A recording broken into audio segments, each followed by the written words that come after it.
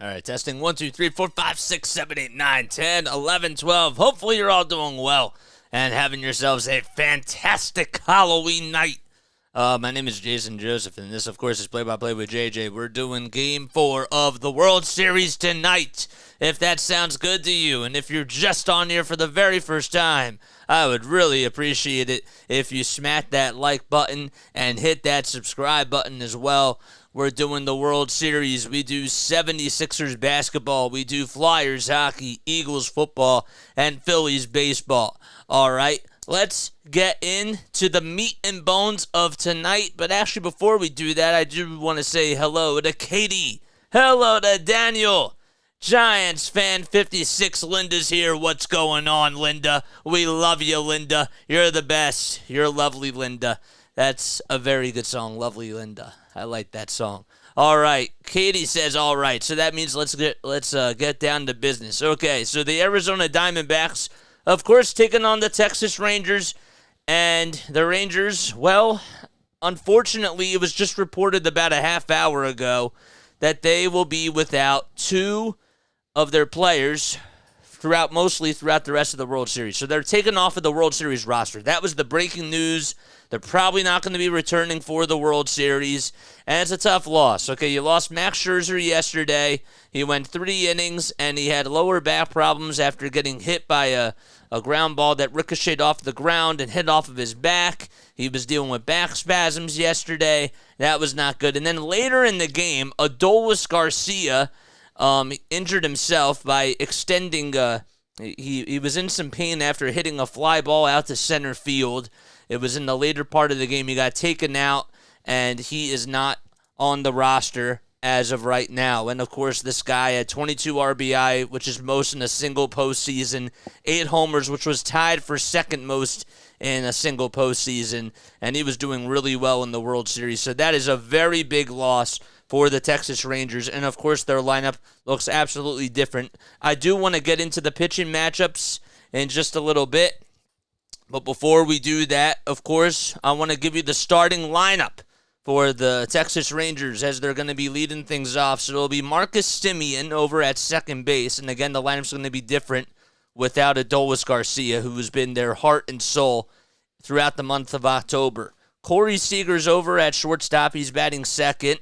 Mitch Garver is going to be batting third at the designated hitter spot. And then Evan Carter will be batting in the cleanup spot out in left field. Then you got Josh Young, who slides all the way from 8 to 5.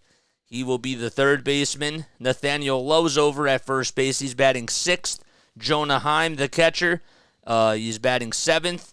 And then Leody Taveras, batting 8th. He's out in center field. And Travis Jankowski, who's taken in the place of Adolis Garcia, he is batting 9th. All right, he's playing out in right field. So again, the lineup, it's different. Simeon's over at second. Seager is over at short. Garver's the DH. Carter's playing out in left field. Josh Young is over at third. He's batting 5th. Lowe is hitting 6th over at first base. Heim is batting 7th at the catcher spot. Taveras batting 8th. He's out in center field. And Travis Jankowski playing out in right field for Adolis Garcia. So, on the mound for the Arizona Diamondbacks, they're going to be going to a bullpen game today. They have Joe Mantiply, who will be on the mound right now. In 8 games this postseason, he's 2-0 with a 4.26 ERA. He's a guy that throws 44% sinker, and 24% of the time he'll throw a curveball. And he'll also throw a changeup too at 24% of the time, and his four-seamer utilizes that 8% of the time. But just some more stats on him. Opponents are batting .208 against him. So, this is going to be a game where if you're the Texas offense, you want to just try to make sure that you utilize a lot of arms out of that Diamondbacks bullpen, because that's going to set you up for success in Game 5 if you're them. So Marcus Semien up at the plate, and the first pitch that he sees is swung on and missed. It was a sinker at 90 miles per hour. And Game 4 is underway of the World Series. All righty, here we go. They're officially out for the series, says Larry. Okay, so that must have been just reported a couple of minutes ago. but they were taken off of the roster. That's what I found out. So here we go. 1 ball, 1 strike to Marcus Semien.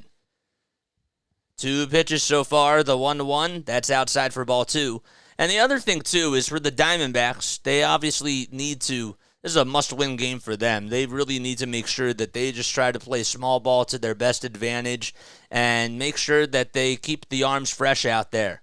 2 balls, 1 strike. The next pitch inside for ball 3. Mantiply versus lefties. Opponents are batting 185 against them. But against righties, batters are actually hitting 277 against them with 4 homers. The 3-1 pitch. Swing and a miss. So the count is now full to Semien, who's playing over at second base tonight. Rangers lead the series 2-1. We're in Game 4 of the World Series. The payoff pitch. It's popped up. It'll go out of play, though, behind home plate. And we'll do it again. Semien's average in the postseason. He's hitting 197. He did have an RBI base hit in last night's game to put the Rangers up 1-0. That was in the 3rd inning. And then he scored on a 2-run homer by Corey Seager. It is too bad. 3 balls, 2 strikes. The next pitch fouled away again. So already 7 pitches in this at-bat alone. Let's make this a little bit smaller. But I hope you're all doing well, man. Comment down below if you're new to the channel, because I would love to get to know each and every one of you. The 3-2 pitch. There's a grounder hit over to shortstop. Diving stop by Perdomo. He gets up, and he throws over to first. It gets Semien out. Nice play by Geraldo Perdomo, as he's able to flash the leather over at shortstop and take away a single by Semien. It was in between a slide and a dive as he was on one knee, and he got back up. Didn't know if he'd have enough time to do that, but he did. The reaction time was absolutely perfect. Here comes Corey Seager. He's 9 for 19 in this series with 3 homers and 6 RBI, and he shoots the first pitch out to left center field. It's going back, and catching it right in front of the track is Gurriel Jr. for out number 2. Defensively for the Snakes, from 1 through 9, on the mound, of course, Mantiply. It's a bullpen game. Gabriel Marino's behind the plate. And over at first base, it's Walker. Second base is Marte. Third base, of course, is Rivera. This time, Longoria will have a day off. And Perdomo's over at shortstop. Mitch Garver up at the plate. And he swings and misses at the changeup at 82. From left to right, it'll be Gurriel Jr., Thomas, and Carroll. And again, Mantiply on the mound. Garver up at the plate. The 0-1 pitch. That's outside for ball 1. So 2 outs in the top of the first inning. Rangers lead the series 2-1. This is the World Series. Base is empty. The 1-1 to Garver. Swing and a miss. A curveball inside that comes down at 80 miles per hour. So we were talking about the curveball and the changeup. Those are 2 of his other pitches that he decides to throw besides the 4-seamer. Miguel Castro warming up in the Snakes bullpen as the rally towels are waving here at Chase Field. 1 ball, 2 strikes, 2 gone in the top of the first. Base is empty. Garver up at the plate. The 1-2 delivery. It's fouled off of the mask of Gabriel Marino. And Garver asks if he's okay. And he says, I am. Let's go, baby. Doing great trick or treat. Torey Lovullo with 11 career postseason wins, which is tied for most in team history. Bob Brenly, of course, is tied with him. He was the manager of the 0-1 World Series. Had a nice phone call with a friend, says Larry. I wonder who that was. 1 ball, 2 strikes, and the next pitch up high for ball 2. It was a 4-seamer at 92. When the Astros played in the World Series on Halloween, we would toss candy in the stands. I hope the Diamondbacks throw out lots of candy. The 2-2 pitch to Garver. It's outside. It was a curveball down low for ball 3. So a pretty good at-bat by Mitch Garver. The count is full. There's 2 outs. Nobody on. On deck is Evan Carter, who's batting in the cleanup spot. 3 balls, 2 strikes to Garver. The payoff pitch fouled again. Catcher caught a treat in the mask, says Hardcore for All. That's a good one, man. I like that. I do like that. We're going to change this graphic around after this inning is done. 3 balls, 2 strikes to Mitch Garver. The payoff pitch down low for ball 4. So Garver gets on with a 2-out walk after Simeon grounded out to short and Corey Seager flied out to left. So Carter is now due up at the plate. He's been one of the best hitters on this Rangers team. Of course, the Rangers missing their heart and soul of their offense throughout this entire October, and that is Adolis Garcia. First pitch to Carter. He takes a curveball that's in there for strike 1 on the inside corner. Calling the balls and the strikes, we got David Rackley over behind the plate. Vic Carpazza is the first base umpire. Bill Miller's over at second. DJ Rayburn is at third. The ball's 1 strike. The pitch. That's on the outside corner for strike 2. And then out in left field, it'll be Quinn Wolcott. Alfonso Marquez is out in right field.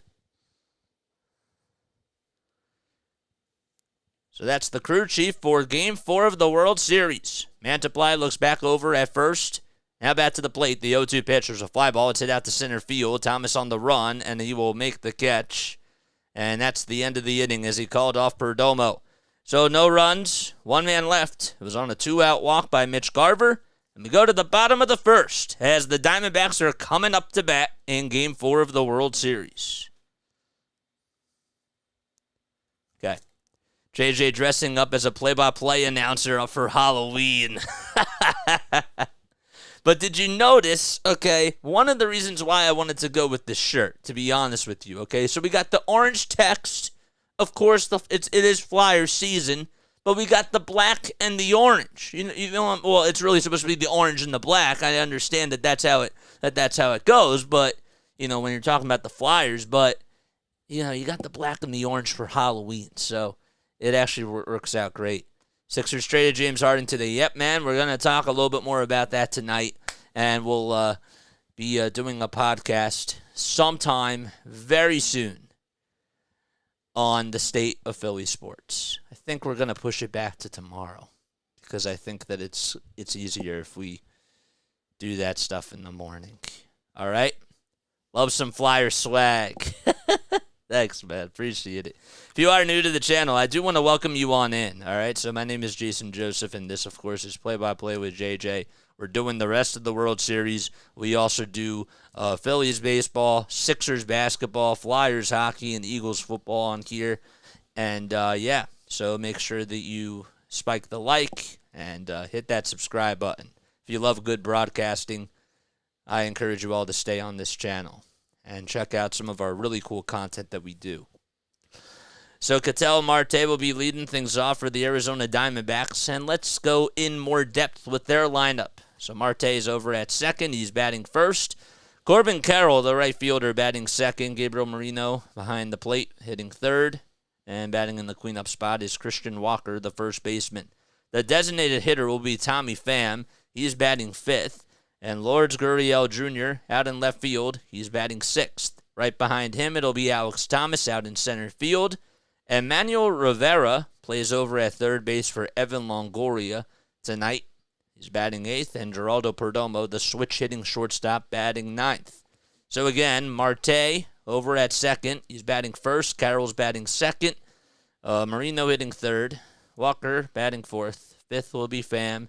Then it's Gurriel Jr., Thomas, Rivera, and Perdomo. What's up, Starfinder? I didn't see Starfinders here. What's going on, man? Happy Halloween. Brolio, what's going on, Brolio? How you doing? Oh, man, he says, go Rangers. Yes, sir. Yes, sir. All right, Ketel Marte up at the plate, and he takes the first pitch outside. It's a fastball at 93. So 1 ball, no strikes. Here's Andrew Heaney on the mound, a guy that throws a four-seamer, a slider, and a changeup. The 1-0 pitch, he goes with a changeup there, and it's in there for a strike. So Marte on a 19-game postseason hitting streak, which is the longest in postseason history. We'll take the 1-1 pitch just inside for ball 2. There's Bruce Bochy in the dugout for the Texas Rangers, their manager. 2 balls, 1 strike, and the 2-1. There's a ground ball hit back up the middle for a base hit. It actually hit off the top of the mound and went straight into center field. And how about Ketel Marte? A 20-game postseason hitting streak. And he continues to break records. And that time he does it from the right side of the dish.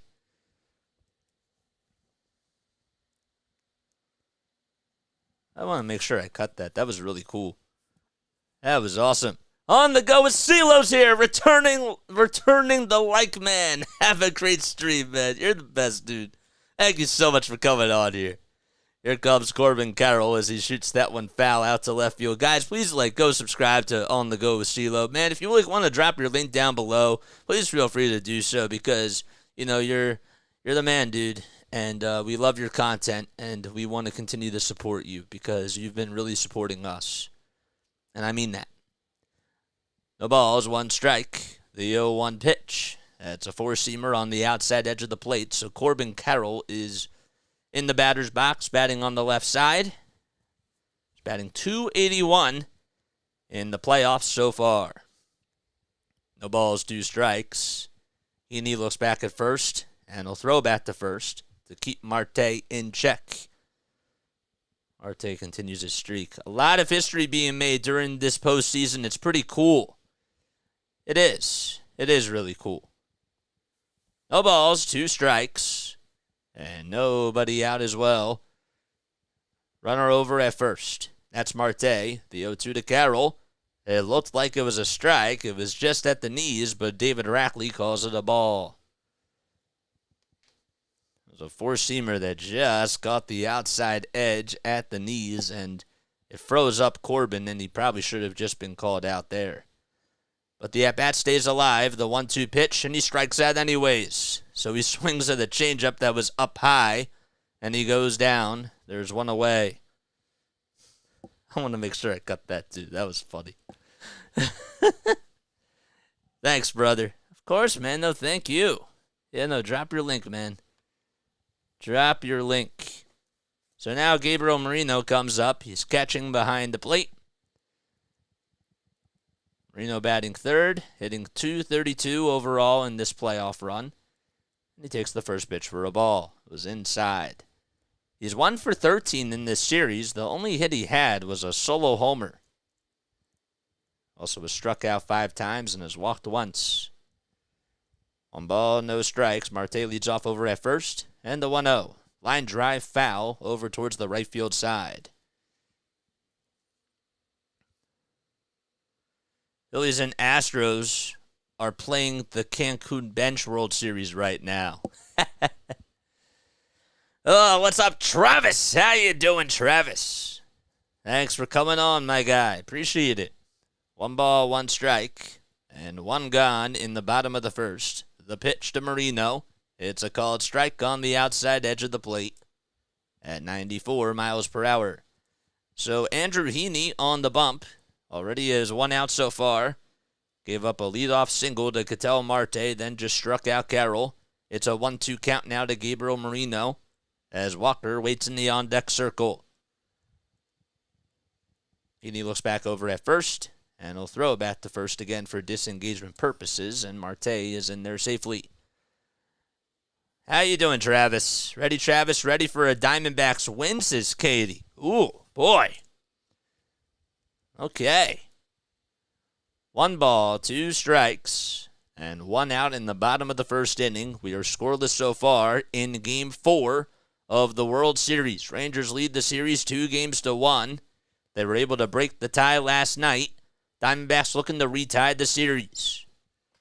1 ball, 2 strikes. Heaney delivers from the stretch, and the pitch. There's another line drive that's hooking foul. So that'll make the count now 1-2. So, of course, defensively, wanted to go over for the Rangers from 1 through 9. We got Heaney on the bump and Heim behind the plate. And we'll go through the infield and the outfielders in just a few moments as the 1-2 pitch is sliced foul. So over at first base, it'll be Lowe. At second base, it's Simeon. At third base, of course, you got Josh Young.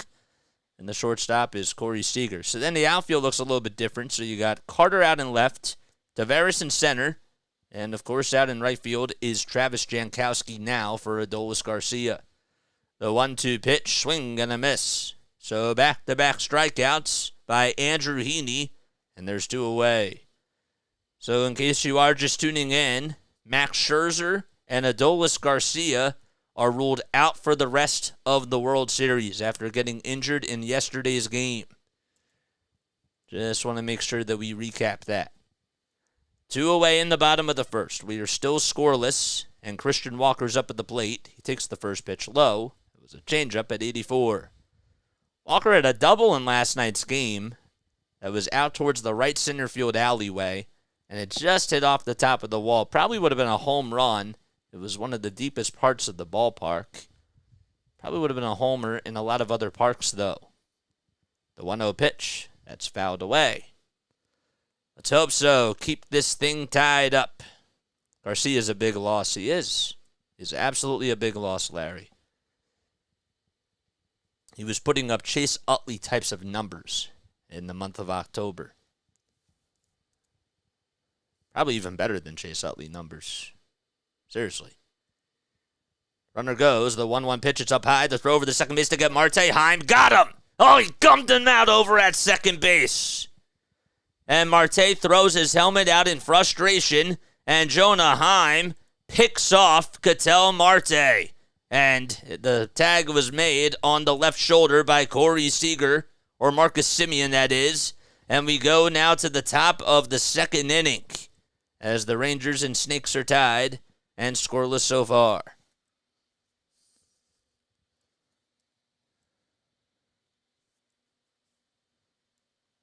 Got caught stealing, man. That was big. Technical question. Why did Scherzer not get the win yesterday? He was leading when he left the game. Because he didn't go through 5 innings. You have to go at least 5 innings in order for you to be in line for the win. So he did not go 5 innings. No one's better than Utley, says Larry. I mean, I'm just saying that the numbers are pretty historic. He's been really having an. I'm just saying that this run, in regards to putting up Chase Utley postseason types of numbers. That's what I'm saying. All right, tea time.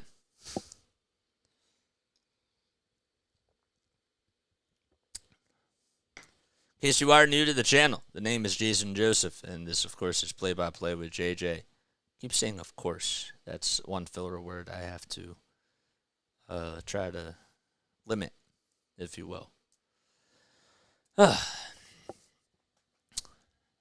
I've learned that as a broadcaster, okay, when somebody gives you advice, you can take it with a grain of salt, or you can utilize it. Okay?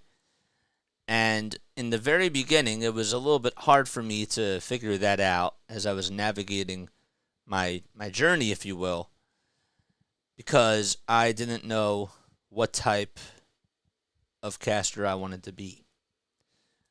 But I think that it's safe to say that now, as I've continued to get more reps with baseball and with just being on this channel, I think that it's safe to say that we've already found our identity, and that is to provide a lot of energy and to be inclusive with you guys.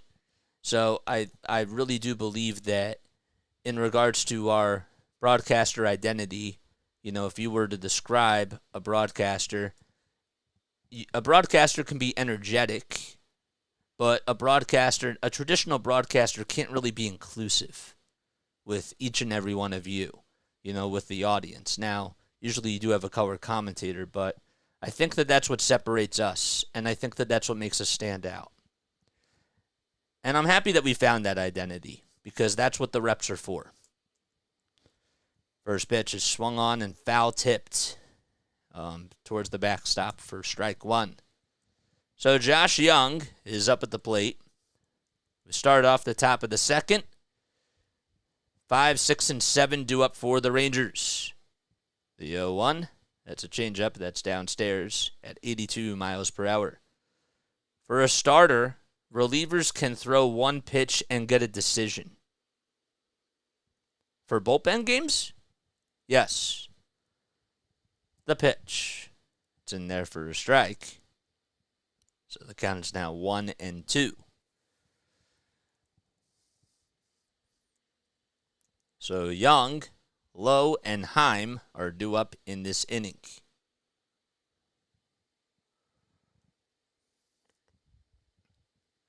"23 pitches by Joe Mantiply. He's still out there on the mound for his second inning of work. Interested to see how long Torrey's going to keep him out there. The pitch, up high for ball 2.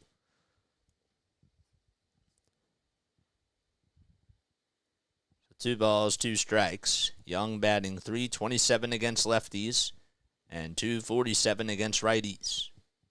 2-2 pitch. There's a line drive hit out to right center field. It's going to split the gap and go all the way towards the wall. It'll hit the discount tire sign.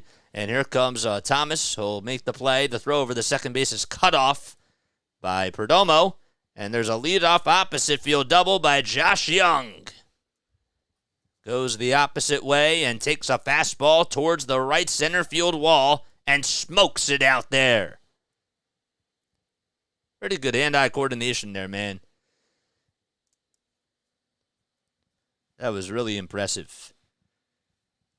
And it gives him a little boost as he's moved up into their lineup as well. So now Nathaniel Lowe is due up at the plate. There's a runner over at second. It's a lefty on lefty situation here. First pitch, swing and a miss on a curveball that was not even close to the zone. It was way down low. Appreciate what you do, JJ. You always make sure to keep everyone included. You rock. Thank you, man. Appreciate that. That means I'm doing my job because that's a part of our identity, guys. You know? And we like interacting with each and every one of you. But when we get tongue twisted, we don't like twisting our words. That's the curse about this. The 0-1. There's a foul ball towards the first base side. And the count is now 0-2. You think that the Snakes can get it done tonight, says the Great Walrus. First of all, Great Walrus, thanks so much for coming on here, man. I really, really appreciate that. Yeah, man, for sure. I think that it's anybody's series, but obviously the Diamondbacks are in danger if they lose. The 0-2 pitch, swing and a foul tip into the glove for strike 3. And Joe Mantiply is able to get his first strikeout of the night. He's able to get Nathaniel Lowe. So Jonah Heim is coming up now. So if a reliever, Hardcore for All wants some clarification, so he comments on here. So if a reliever gets the last out of the 5th, okay, throws to one batter, he can get a win. Correct. So Torey Lovullo is going to go out there, and we already have a pitching change, as Miguel Castro will come in this bullpen game. So we'll be right back. I totally forgot about how bullpen games work in the playoffs, and that was not a fun game. I'm going to be honest with you, and I'm not saying that this game isn't going to be a fun game because we're doing this, of course, and like we have a great time calling baseball. But because, I'm doing this for my channel, I wouldn't say this if I was doing this on somebody else's station or somebody else's brand or whatever. But I will say this, that doing that Phillies game with all those pitching changes in that bullpen game was really, really a hard call. And it was hard. It wasn't necessarily hard because of the call itself. It was just that it was like stop and go traffic, You're like sitting in traffic, and with all these stops here, okay, we're going to move a little bit, but after these next 2 batters, right, we're going to have another pitching change, and then we stop again. And it was just really hard because that's not a normal pace because we're so used to starting pitchers going 6 innings and then the game slowing down later on. So I don't know why I just babbled about that, but Yes, sir. Chris LeClaire's here. What's up, Chris? How you doing? Happy Halloween, my guy. Trick or treat. Glad to be here, says the Great Walrus. Yeah, man, I'm happy that you're on here, too. I really am. In case you all are new to the channel, the name is Jason. All right, this is Play-by-Play with JJ. We do Sixers, Flyers, Eagles, and Phillies baseball. We're also covering the World Series. So, yes, Sixers basketball, Flyers hockey, Eagles football, and Phillies baseball. That's what the brand of the channel is all about. All right. And we started this channel 10 months ago. Our first game that we did was Sixers Warriors. I was a broadcaster. I went to school for broadcasting.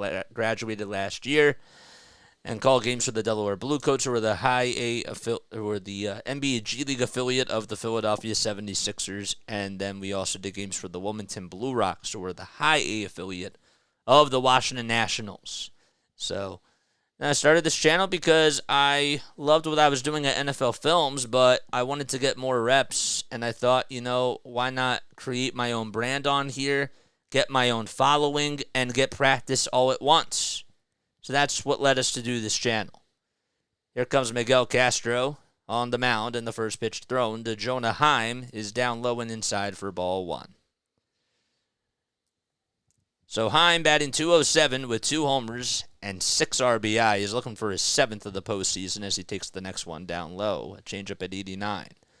So Castro has gone 5 2/3 of a game in 7 postseason games. He's allowed 4 earned runs, 4 walks, 4 strikeouts, and 5 hits. 2 balls, no strikes to Heim. The pitch. It's on the outside corner for a strike. He pitched in 75 games during the regular season and had over a 4.3 ERA. 2-1 is the count to Heim. Over at second base is Josh Young. The 2-1, fouled off towards the left field side.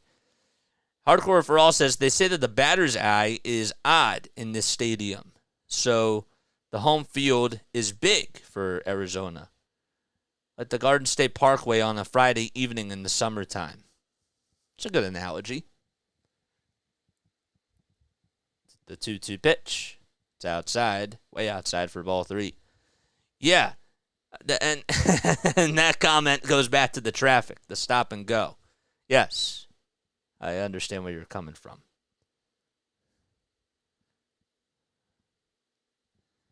The 3-2 pitch, grounder, hit back up the middle. Marte backhands it, flips it over to first to get Heim out, and going over to third is Josh Young. So Young is now 90 feet away from scoring. Castro is able to get him out. Now Leody Taveras will step up to the plate, batting on the left side. The switch-hitting center fielder is 0 for 9 in this series. Still looking for his first hit. He has gotten on base, though, twice and has scored a run on 2 walks. The pitch. It's off the plate and outside. A changeup at 90. Carter's over at third. He advanced over to third on the ground out by Heim. Over to second. The 1-0 pitch. Ooh, that slider looked absolutely filthy. Thought it was going to go outside and be a fastball, but just came whizzing on the inside corner. Taveras batting .200 in the postseason, so just at the Mendoza line. The 1-1 delivery, and he holds his horses as he takes the pitch down low and just a little bit outside. Walrus says, I'm definitely not a Phillies fan. I'm a Braves fan, but I do love baseball and like to listen to play-by-play folks. You sound like you should be at the game. Thank you, man. The 2-1 pitch. It was outside, but it's a called strike by David Rackley. I really appreciate that. Means a lot to me, man. We have fun. We did 127 of the 162 in the regular season. 2 balls, 2 strikes, and 2 outs to Taveras. And Castro will call for time very quickly. But we have fun. And that's the thing, is that we make it interactive, and that's what baseball is supposed to be about. Storytelling. The 2-2 pitch. It's down low for ball 3, but it's going to get away from Marino. And the throw, he's not even going to make a throw. And Young comes in to score on the wild pitch. And that's how the Rangers take a 1-0 lead in Game 4 of the World Series. It was a breaking ball that just bounced in front of Marino, and it went all the way over towards his right side. Castro was going to cover the bag, but Marino couldn't even make a throw, and Young slides in there without a throw, and it's a 1-0 lead for Texas. So the bases are empty now. It's a 3-2 count with 2 outs. Rangers lead it 1-0 on the wild pitch. The 3-2, it's down low and inside to Taveras, and he will go over to first base.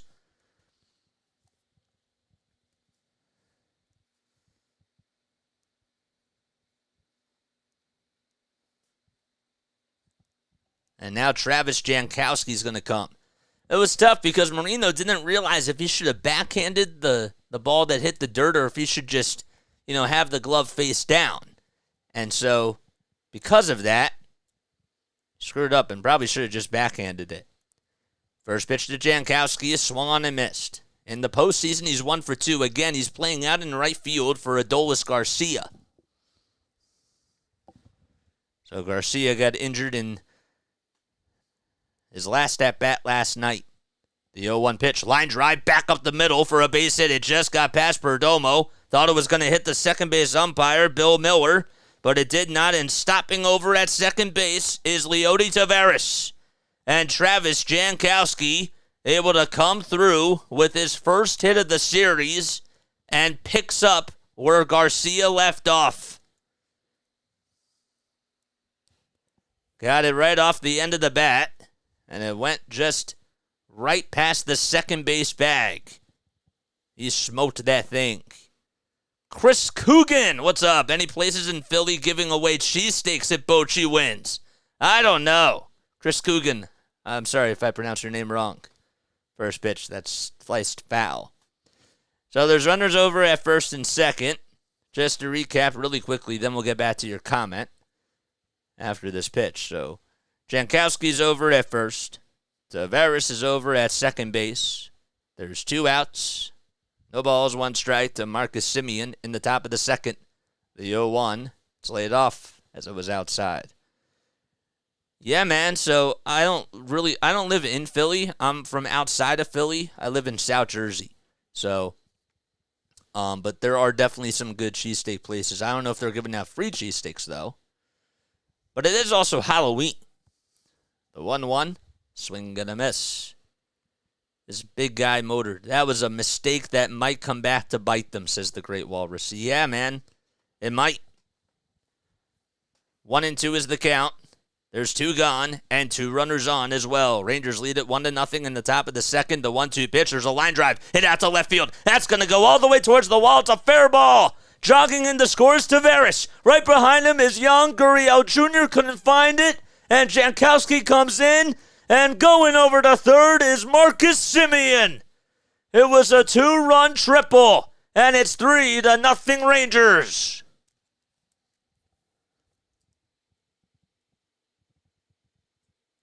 So Jankowski was the trail runner that was right behind Taveras. And he was hustling on in. I don't even know if Garcia would have scored, even though he probably would have been running anyways. And this Rangers ball club explodes. And Castro couldn't believe he left that fastball hanging. And Castro's night is done just like that. He only gets 1 out recorded, and that's it. The runner over at third is still his responsibility. It's 3-0, and we're just in the top of the second on a 2-run triple by Marcus Semien. If Gurriel fell over, Marcus probably would have had an inside-the-park home run. Oh, he slid. I forgot to mention that. I hope I mentioned that during my call. He did slide, so I don't know what it was. I think that sometimes, and you saw this in Houston with Michael Brantley, where there was a play where he tried to play it off the wall, but the cleat sometimes, because it's in the it's in the dirt of the warning track, you can't necessarily get good traction on it at times, and so you slide, and sometimes you therefore extend your leg from that, and that's how injuries get caused. And I've always wondered why, cleats companies and all that type of stuff haven't been able to make technology, because that's been a problem for so many years, and you risk a lot of injury that way. But anyhow, that's the whole thing. Has anyone ever had an inside the park homer during the World Series? Well, guess what my trivia question was going to be tonight? And you just had that.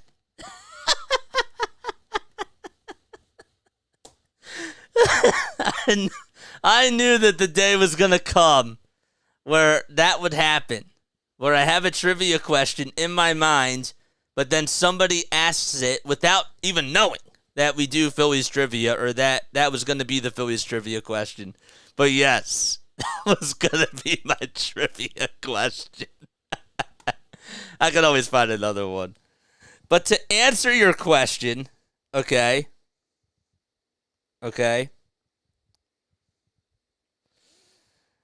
The answer to that is yes.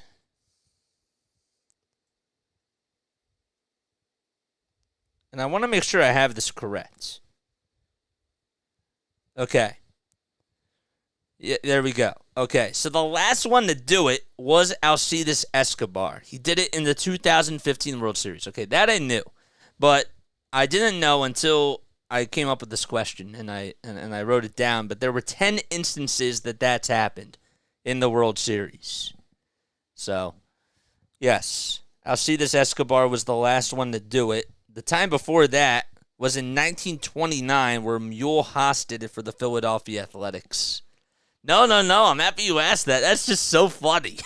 That's really hilarious. Kyle Nelson's going to be pitching for the Diamondbacks as he comes on in relief for Castro and Mantiply as well. 1 ball, no strikes. We're in the top of the second inning. It's a 3-0 game for the Rangers. Corey Seager up at the plate. The 1-0 pitch. There's a high fly ball. Hit out to deep right field. It's not coming back. It's gone. It hit off the backstop out in right center field, right next to the pool. And it's 5-0 Rangers.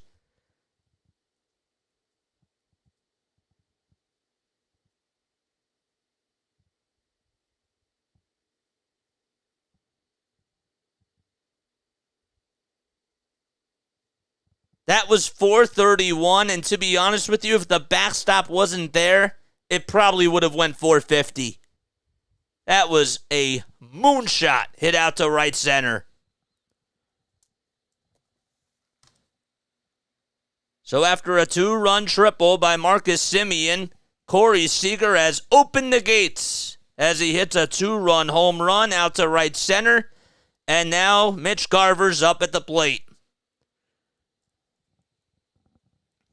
The 1-0 pitch, that's down low for ball 2.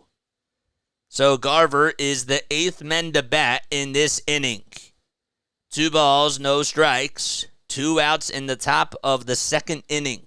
It's 5-0 Rangers. The pitch. There's a bouncer over to third base. It's a fair ball. Rivera throws over to first, and Garver is out. But the Texas Rangers explode for 5 runs in this inning. They get a run on a wild pitch, and then follow that up by a Marcus Semien 2-run triple. And then the next at bat, Corey Seager slams that pitch out to right center and hits a 2-run homer. And it's 5-0 as we go to the bottom of the second. Kind of wish I had a better closing over there.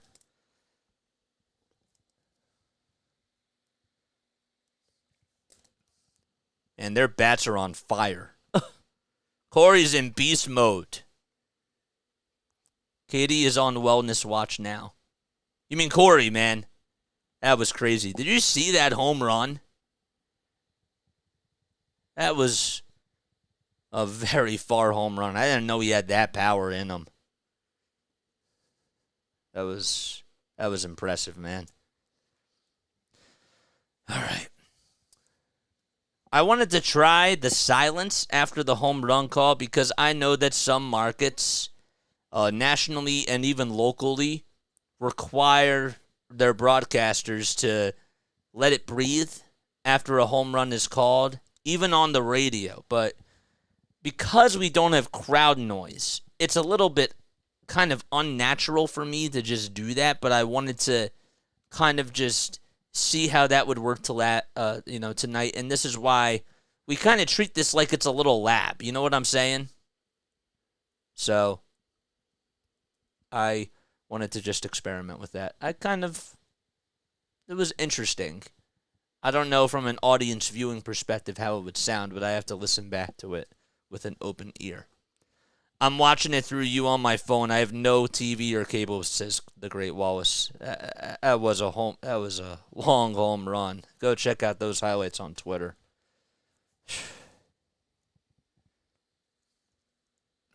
He hit it to the moon and back.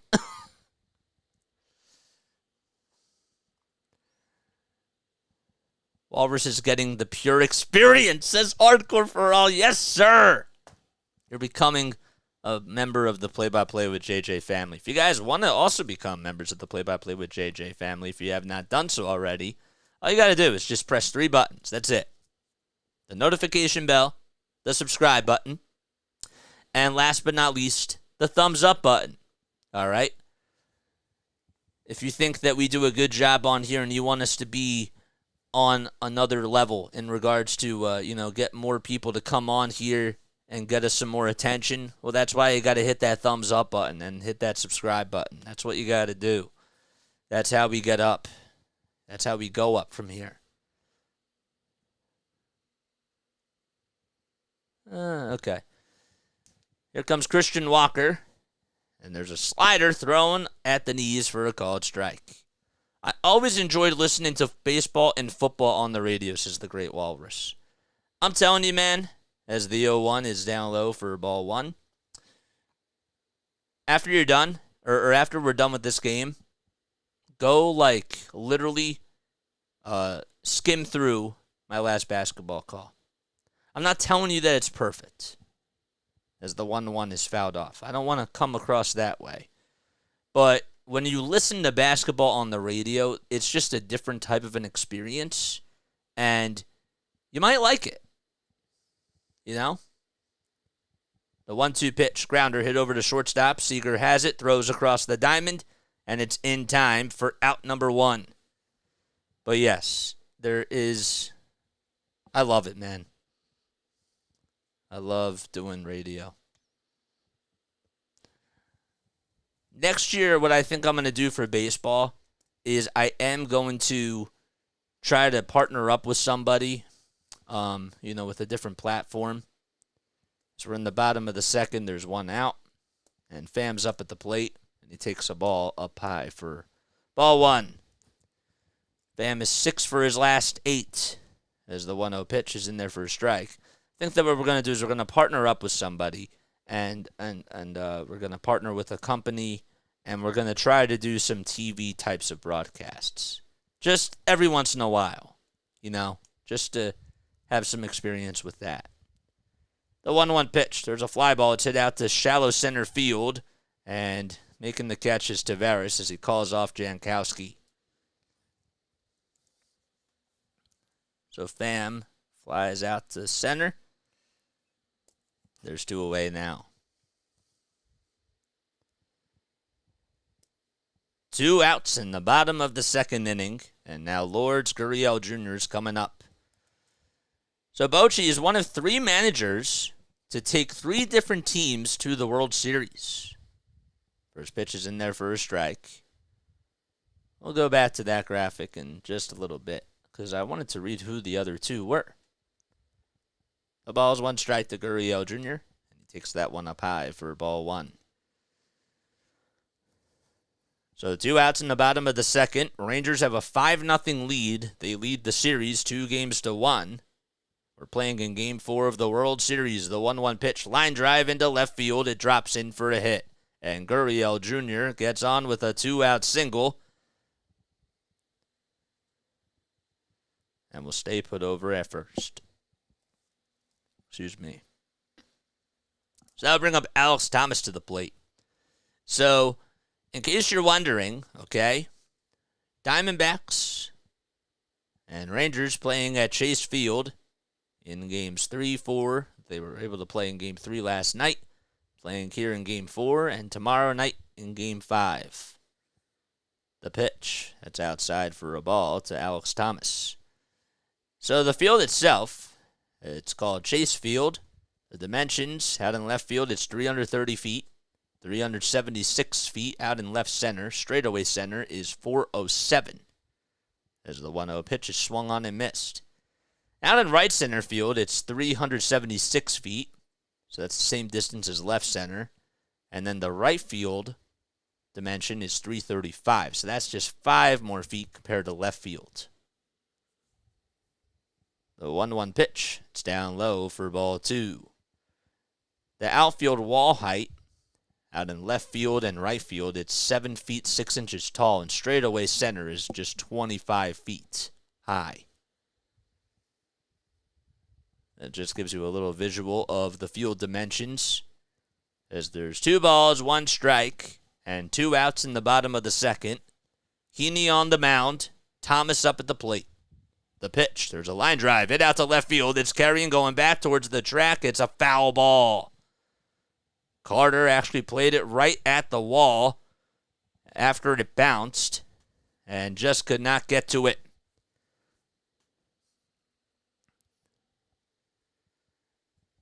Now, the field itself was called Bank One Ballpark. Okay, it opened on March 31st of 1998 and closed on the 22nd of September of 2005.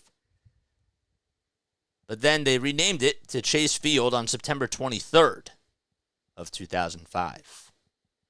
The 2-2 pitch, it's down low for ball 3, almost got away from Heim. It actually took a couple of hops in front of him, but the runner stays put over at first.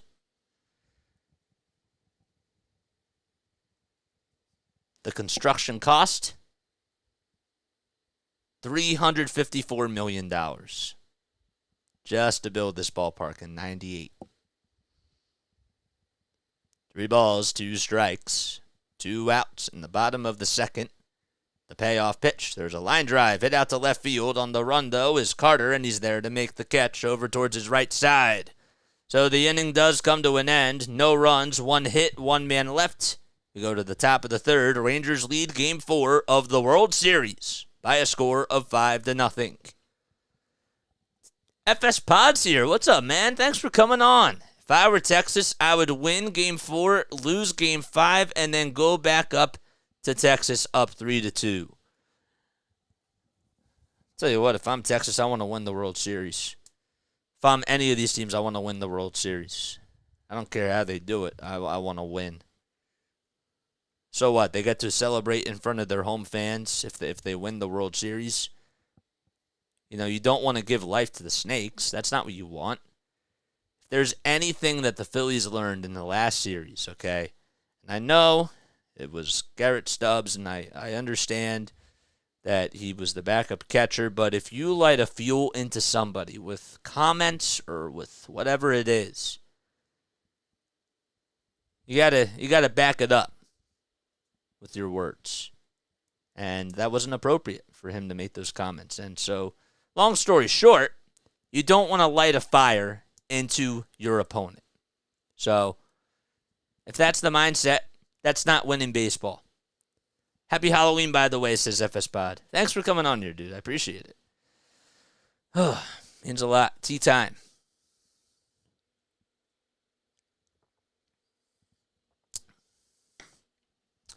I think I just came up with a show idea. Tea time with JJ. I kind of like that. Tea time with JJ, where we talk about Philadelphia tea. You know, the slang of tea, which is like talking about inside information and news about that. Can be a golf show too. It could be, yeah, tea time. Yep. love me a good cup of tea. So whenever you come on, they have coffee shows in the morning, but I don't really see a whole lot of, tea sports podcasts that are on here, or tea during morning sports shows. It's kind of cool.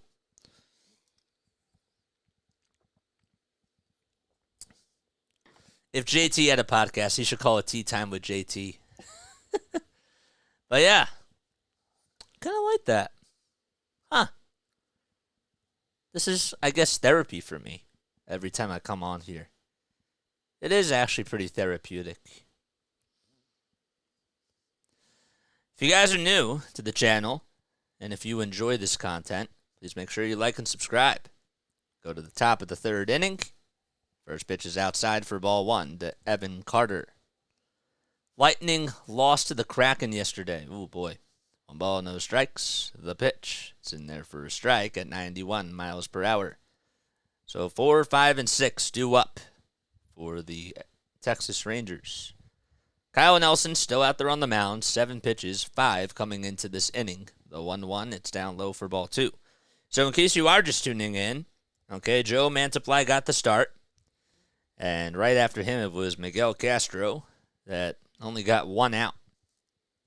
And Kyle Nelson's in there as the third reliever for the Diamondbacks. The 2-1 pitch. It's up high and outside for ball 3.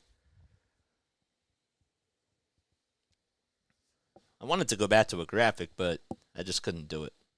3-1 pitch, grounder, hit over to first base, played on the hop by Walker, and will tag the bag as he was playing towards the line behind the bag for out number 1.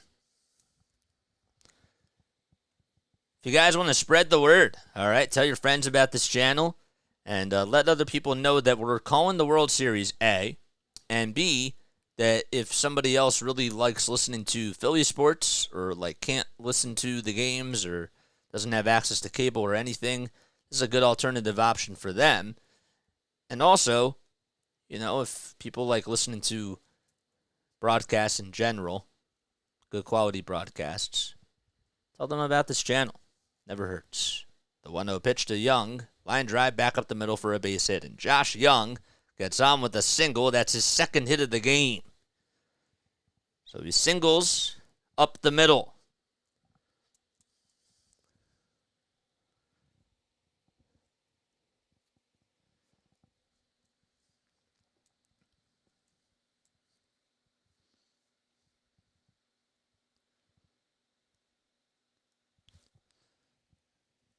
What did Carter do? Carter grounded out to first. There it is. Lost in overtime. Here's Jonah Heim, Nathaniel Lowe, that is, who takes a strike. It was a fastball at the knees. So Lowe struck out in the second. He's hitting 200 with 3 homers and 6 RBI. The 0-1 delivery, fouled off. No balls, 2 strikes to Nathaniel Lowe. So Lowe is from Norfolk, Virginia. He's 6'4". He's 28 years old, had a birthday on July 7th. The 0-2 pitch, that's downstairs. He weighs 220 pounds as well.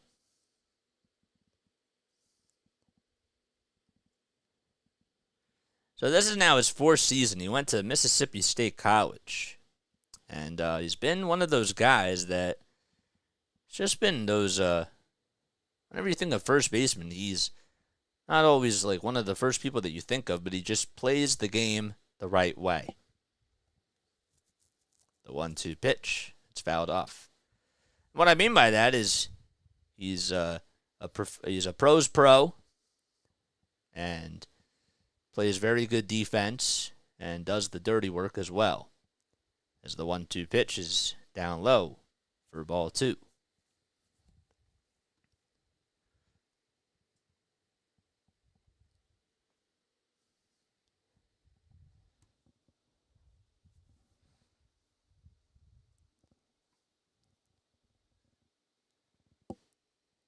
His brother, Josh Lowe, is 25 years old for the Tampa Bay Rays. The pitch. It's down low for ball 3. So it's a 3-2 count We're in the top of the third inning. There's one out, a runner over at first base. 5-0 Rangers. The 3-2 on the way. Ground ball hit back up the middle for a base hit. And stopping over at second base is Josh Young as Thomas gets to it. And there's a one-out single by Nathaniel Lowe. And the Rangers are hunting to put up some more runs on the board as they have traffic on the bases. So Carter grounded out to first. Young singled. And Lowe singled, and Torey Lovullo is going to make another pitching change. So Kyle Nelson's night is done. We have a brand new pitcher coming in. Get you the name and the license in just a few moments. I heard somebody, one of my broadcasting partners, called somebody's jersey, like another name for jersey, being their license. And I don't know, I wanted to try it there. I don't really like it. But again, this is what we experiment with, and that's why we're experimenting with things in these types of games, because this is what makes us better. And it's just a good thing to practice. This is our lab.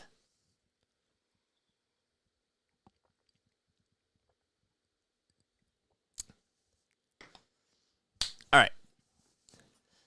So as we're in the top of the third inning, all right, already 8 hits combined on the night and just 5 runs scored, all by the Rangers. If you are new to the channel, spike the like, hit the thumbs up button, and hit that subscribe button and turn on those notification bell icons, all right? Algo people, where are you guys at? If you guys love the James Harden move today, hit that like button. If you guys are a fan of the Sixers, the Phillies, the Eagles, the Flyers, and just sports in general, that's all you got to do. Just press the thumbs up button, man. And if you love broadcasting, or if you just like coming on here and you're having a good time, just press that thumbs up button. I don't ask for much. I really don't.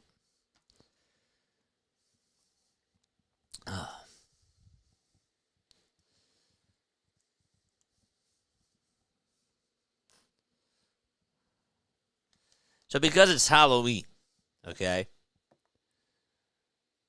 it is spooky season. So I was going to watch a movie either tonight or tomorrow, okay? I'm not really a big scary movie type of a guy. But I would kind of like to get into the Halloween spirit. I didn't go out this year. I didn't go out tonight.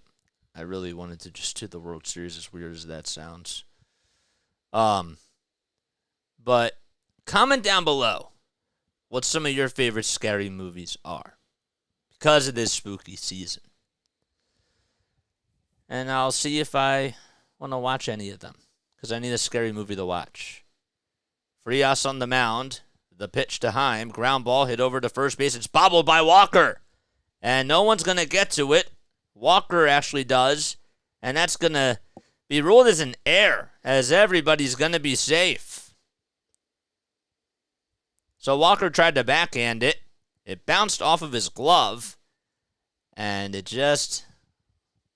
He was actually looking over to second base. He came up with the play, but he took his eyes off the ball as he couldn't get a good grip of it. And eats it up. Here comes Taveras, who takes a strike. So everybody's going to be safe. That's going to put runners at all bases. So 1 ball, no strikes to Leody Taveras. So Heim gets on with an E3. The 1-0 pitch. Ooh, that was a good pitch to swing at. It was a 95-mile-per-hour fastball at the knees. 1 ball, 1 strike, and 1 out in the top of the third. Bases loaded for the Rangers as they're looking to open the gates. The 1-1 to Taveras. Inside again, another fastball at 95. So Frias on the mound. Luis has a 1.5 ERA in 6 innings of postseason work with 7 strikeouts. 2 balls, 1 strike. The pitch. A cutter at the knees. Hocus Pocus. It's not a scary movie, but it is a classic. Oh, I love Hocus Pocus. It's a good one. 2 balls, 2 strikes. Tavares up with the bases loaded and 1 out. The pitch. Fouled away again. Pumpkinhead, says Big Fish. Big Fish is also another one. Heard that that's a good movie. Something scary to watch. Brian Ferentz, Iowa Hawkeye offense. 2 balls, 2 strikes. And the 2-2 delivery outside for ball 3. You won't want to open your eyes. Oh, boy. Maybe not watching that at night is a good thing. Maybe I'll just wait till the daytime tomorrow. 3 balls, 2 strikes. Bases juiced in the top of the 3rd. The payoff pitch, swing and a miss, and I mean pretty badly. The cutter was going inside and low. And there's a strikeout there with 2 outs now. Surprised Tavares went swinging after that pitch. I don't know what he was thinking. But Jankowski comes up, and he takes a strike. A cutter at the knees at 89 on the gun. Signs. That's a scary movie. Okay. No balls, 1 strike. 2 away in the top of the 3rd. Bases loaded. Rangers lead it 5-0 in Game 4 of the World Series. They lead the series 2-1. The pitch is a slider that probably was in the strike zone, but it's called a ball. Looked like it was in there. As the camera operator has David Rackley on a close-up. Rising Rhino's here. What's up, Rhino? The 1-1 pitch. Line drive into center field. It's going to drop in for a base hit. And Thomas bobbles it. It goes all the way to Carroll out in right field. 1 run comes in to score. 2 runs come in. The 3rd run's coming home too. It's a 2-run double by the Rangers as the runner from first held up at 3rd. It's now 7-0 Rangers. We're in the top of the 3rd. There's 2 outs, and Travis Jankowski, who's playing for Adolis Garcia, gets on with a 2-run double.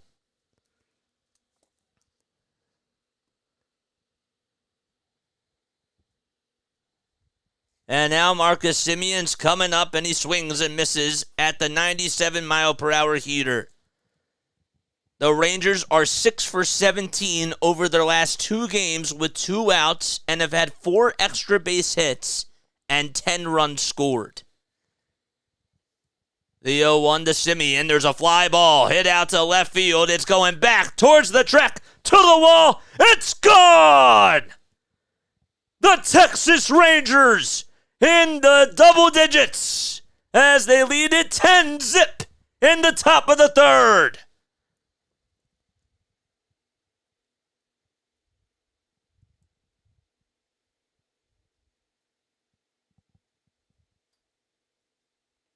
Marcus Semien, who was struggling before coming into tonight, hit a 2-run triple. And in this at-bat here, we're only in the 3rd. He comes up with a 3-run home run. And has driven in 5 runs tonight.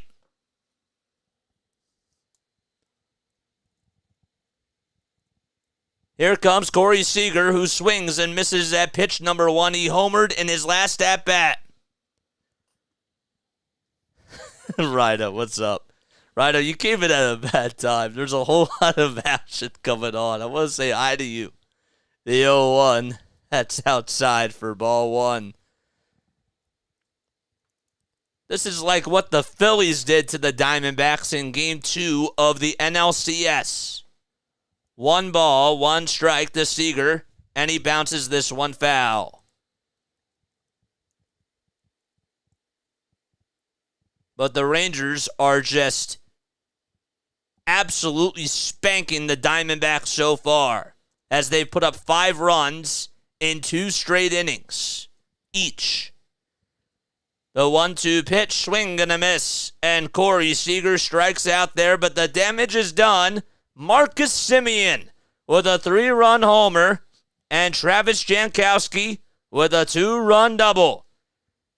Able to get the Rangers up 10-0. There we go. That was a good home run call. Thank you, man. Appreciate it. Rangers are just blasting it. Diamondbacks look a little shook. What is up, Rhino? How you doing? How you doing, my guy? Okay, now a touchdown and a field goal. It's only a 2-score game. Yeah. It's only a 2-score game. That's it. That's literally it. It's easy now. Told you they score a ton of runs, most in the American League this season. Hardcore for All says. Oh, man. This is crazy. I got to cut that home run call. That was really awesome. The hard part about the Jankowski double, again, we just get the one monitor, so it was a 2-run double. I thought for sure that Heaney probably could have scored because it was bobbled by Thomas. And it didn't go too far away. Thankfully, Carroll was there to back it up. But still, that home run call was money. If you guys are new to the channel, be sure to hit that like button and hit the subscribe button as well. And that way you'll know when I upload. I bet you that the Snakes fans have all disappeared in this chat. It's not a whole lot of words that I hear from some of these Diamondbacks fans. Did I say Ranger fans? I meant to say Diamondbacks fans. Oh, boy. Well, I was going to make a poll. Where's Katie? I don't know where Katie is. That's a good question. Where is Katie? Katie's been one of the good ones, though. She has. Ugh. All right. L'chaim. Tea time.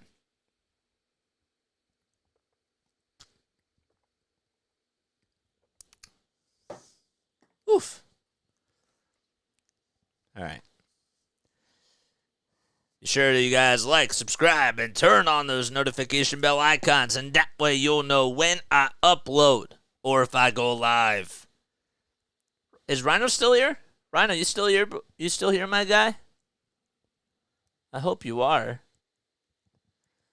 Andrew Heaney out there on the mound throws a strike right down the heart and soul of the plate to Gabriel Marino. The ball's 1 strike. The pitch. It's outside. It's way up high. For ball 1. I think Rhino left. That was nice of him to stop in. 1 ball, 1 strike to Gabriel Marino. The pitch. Fouled off at 91 miles per hour. So the Rangers, they have a 10-0 lead. Rivera's 2 for 2 in this series. He's playing for Longoria. The 1-2 up high. Rhino's here. There we go.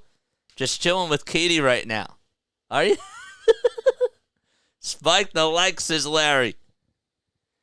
2 balls, 2 strikes. The next pitch, fouled off. Rhino didn't leave.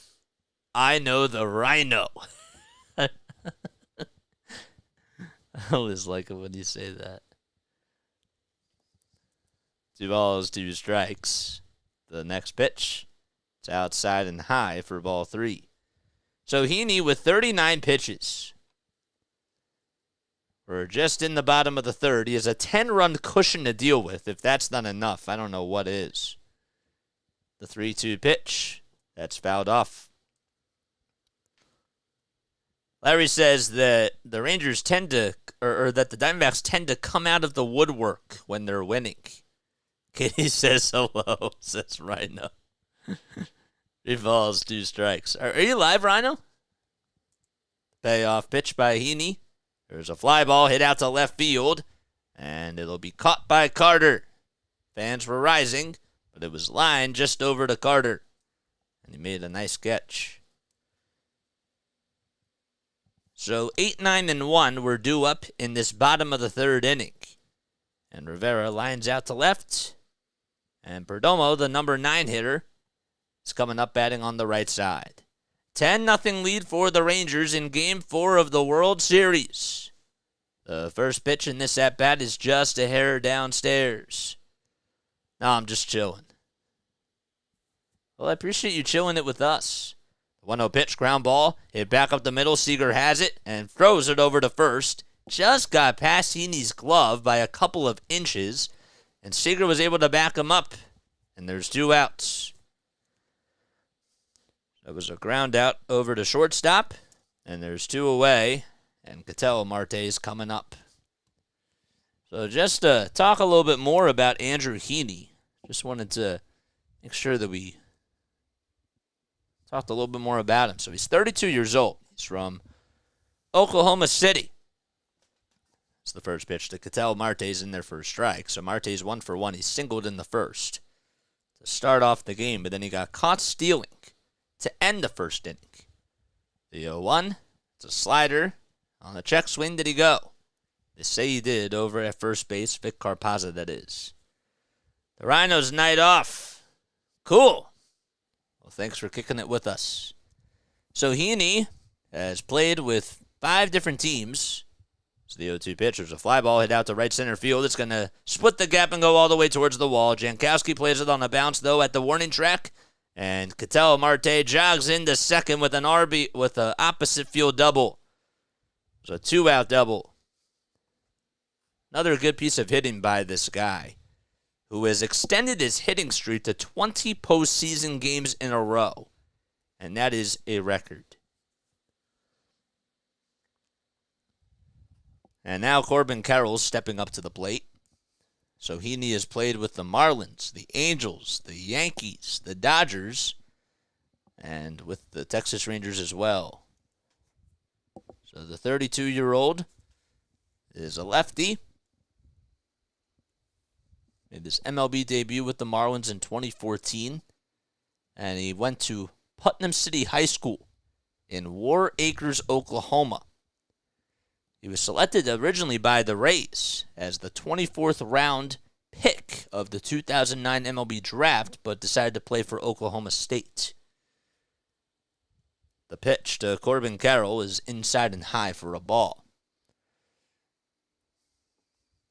So the Marlins would then select him in the first round of the 2012 draft. So he was a 24th round pick in 2009 and went all the way to the first round.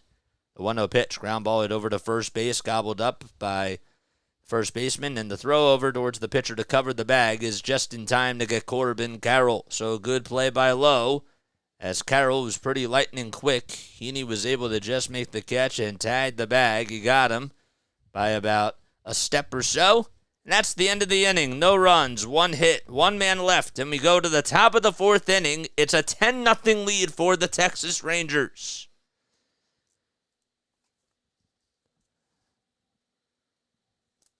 Okay. If you guys are interested in becoming a moderator for this channel, okay, I would really appreciate it if you guys emailed me, okay?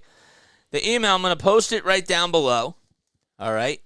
If you are interested in becoming a mod, please reach out to me, and all you have to do, okay, when you're a mod is when you come on here, okay, you have this wrench tool. If you look at the Stream Elements bot thing there, or what Larry had to say, okay?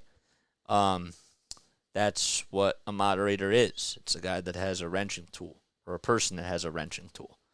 So all you got to do is just make sure that the chat is clean, make sure that there's no spoilers, or that nobody's giving away actions that happen before I see them, or that people are being inappropriate. You know, you have to put people in timeouts. You just have to manage out the bad ones, and if people are not following along, that's what you got to do. Put them in timeouts, and then get rid of the junk. All right? So, that's what I want. or that's what you guys should do. So if you are interested, please reach out to me. JJ, check your DM. How about a close, exciting game? Huh? Says Larry. JJ, you need a longer list of trivia questions. Well, it's funny that you say that because I probably should maybe invest in some sort of a trivia book, but the problem is that I guess I could buy it, and I probably should do it for the Sixers season and all that type of stuff, and for Flyers too. Yeah, that's probably what I should do, because then I just have it at my hands. But yeah. Put them in the corner. You sit there and like it, says Rhino. Yeah, if you see somebody that tells you that they didn't like the video, put them in a timeout. No, I'm kidding. Be hard on them. Be like, you got to subscribe to JJ. You got to hit that thumbs up button. Just don't randomly throw people out of the chat. If people are misbehaving, that's what you got to do. But if you are interested in becoming a mod, so you just got to reach out to me. Is there a mercy rule? Oh, man. It's not how the sport works. It's not Wii Sports Baseball. Ian Leslie says Google. Yeah, but, see, the problem is that Google, everybody can look it up. So, people are out there that, look up the answers. So that's why I go hunting for these things. Because sometimes it's not as readily. First pitch to Mitch Garver is in there for a strike. In the top of the fourth, the 0-1 pitch. That's outside for a ball. They'd probably be able to get some of them through, online if I had a book. 1 ball, 1 strike. The next pitch, inside and low for ball 2. So the Rangers lead a 10-zip. Ryan Nelson is out there to pitch for the Arizona Diamondbacks. This is now their 4th pitcher that they've gone to so far. They went to Kyle Nelson before, as the 2-1 is just fouled away. I've got an entire book, and all them pitchers. You're in for a long night, JJ. Oh wait, all those runs and all of them pitchers. We're in for a long night. It's not just me. You guys are investing your time into this too. The 2-2 pitch. It's a breaking ball that's down low. We're just in the top of the 4th inning. It's a 3-2 lead for the Rangers, with nobody on and nobody out. The pitch, swing and a miss. That slider certainly got Garver fooled right there. There's the first out of the inning. Cowboys will be playing against the Eagles on Sunday, and we will be covering that game, so you won't want to miss out on that. We'll be on the sofa by 10. The pitch, that's outside for a ball. All right, I'll check my DMs after this inning. I'll definitely do that. There's Mike Hazen, the executive VP and general manager of the Arizona Diamondbacks. The 1-0 pitch to Carter. Ground ball, hit over to first base, play it on the bounce by Walker, and he'll just stick it to the bag himself. There's 2 away. Now Josh Young is due up in the order. He's the 5 hitter, playing over at third base. He has a double and a single. So if you were to take Simeon's stat line and Young's stat line, you already have a cycle in the World Series. First pitch is fouled off. Simeon had a triple, a 2-run triple, and a 3-run home run. And Young, of course, had a double and a single. The 0-1 pitch. That's fouled off. The Maple laughs. Oh my gosh. I've never heard of that before. I like that. That's funny. They're down 3-0 against the LA Kings in the middle of the second period. No balls, 2 strikes, and there's 2 outs in the top of the 4th. Young up at the plate. Nelson with 10 pitches already. And the Rangers lead at 10-0. The 0-2 pitch. There's a fly ball. It's hit out to deep center field. It's going back towards the track, and Thomas is there to make the catch as it just barely stays in the yard. So 1-2-3 inning for the Arizona Diamondbacks pitching. Let me go now to the bottom of the fourth out at Chase Field. All right. Okay, time to check the DM. Oh, my cousin called me. My cousin probably doesn't know that I'm live. Probably should tell him I'm live right now. Let me do that. Hi there, cousin. I'm messaging you right now as I'm live. And I'm speaking what I'm typing to you. No, I'm kidding.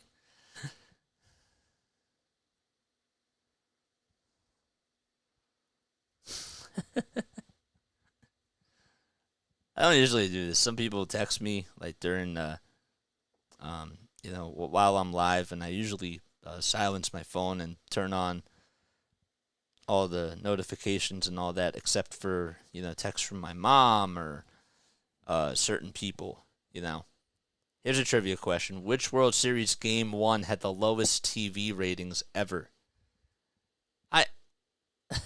I asked that one.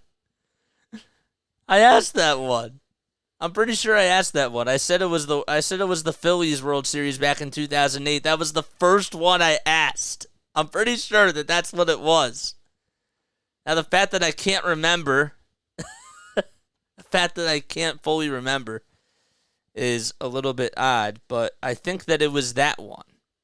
It was either I asked that question or I asked which World Series ratings overall, or which year that the World Series was played in had the worst or had the lowest ratings compared to each entire World Series. No, it's this series, says Larry. Pretty sure I said that. JJ already asked that. You were sleeping. Even Ian Leslie remembers that.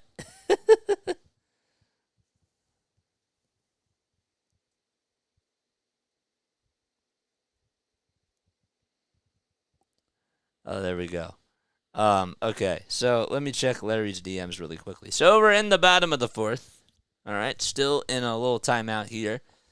That was the first inning that the Rangers haven't scored 5 runs since the first. So they were able to put up 5 runs in the second and 5 runs in the third. Okay, Rhino is going to wind down. Catch you soon, JJ. Keep killing it. I love you, Rhino, man. You're the best, dude. Hopefully you have yourself a good night, my guy. And Rhino, wait, please drop your link down below, man. Drop your link down below. Andrew Heaney back out there on the mound. And the first pitch he throws is outside for ball 1. So 1 ball, no strikes. To Gabriel Moreno. The pitch. A 4-seamer that looked like it was a little bit outside, but it's a called strike there.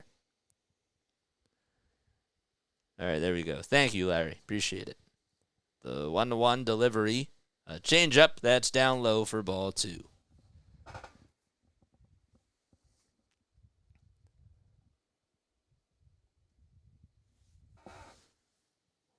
Two balls, 1 strike. The pitch. A 4-seamer just up high for ball 3.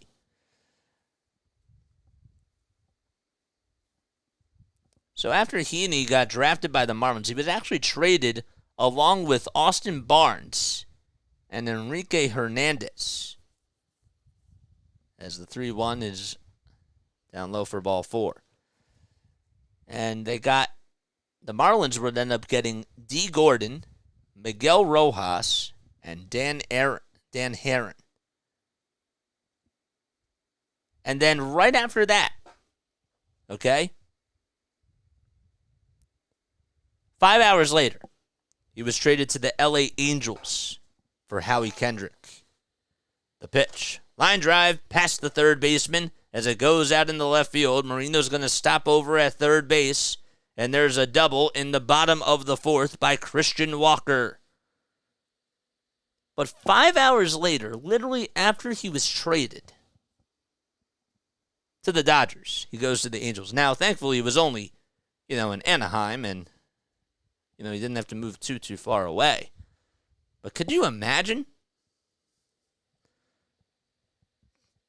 Thought that was pretty unbelievable. All right, so Tommy Pham is coming up to the plate right now as the pitching coach, Mike Maddox, brother of Greg Maddox, is going out there to have a conversation with his pitcher as Tommy Pham is up at the plate. Adios, All-Stars. Hardcore for all. Seriously, Larry. Oh, you're the best, dude. Sure be happy, JJ. The Diamondbacks just got beat down. I would if I'm in your shoes. Honestly, I'm just calling baseball. I mean, even as a fan of the sport, we're more mad about the Phillies. Because the Phillies did not play up to par. But the Diamondbacks were the better team. They played better. Dane Dunning getting loosened up now in the bullpen as Tommy Pham is up at the plate. Heaney on the mound. First pitch to Pham. He takes it outside for ball one. So my cousin, who just tried to call me, his daughter, one of his twin daughters, she messaged me today and sent me a cool link on Tommy Pham's 5-hit game article, or 4-hit game article, as the one that was fouled off. And it was an article that was written by Bob Nightingale. And in the article, it was actually reported that Tommy Pham did not want to hit in his 5th at-bat to try to go for 5 for 5, as the 1-1 is outside for ball 2. Instead, he wanted Jace Peterson to actually come in and hit just because he thought he deserved it and wanted to be unselfish. And he went to Torrey, the manager for the Diamondbacks, as the 2-1 is outside for ball 3, and he said, "Put Jace in for me." And Torrey was like, "What are you talking about?" And he said, "No, put Jace in for me. He deserves it. And I want him to have a World Series moment." That's what he did. The 3-1 pitch, fouled off, and the count is now full. So a guy that was literally traded during the trade deadline to the Diamondbacks to be another added piece to their offense decides to be unselfish and give somebody who's been in the league for a while a chance to hit in the World Series. The 3-2 pitch. Strike 3 called, and Pham gets caught looking there. I thought that was a pretty cool story.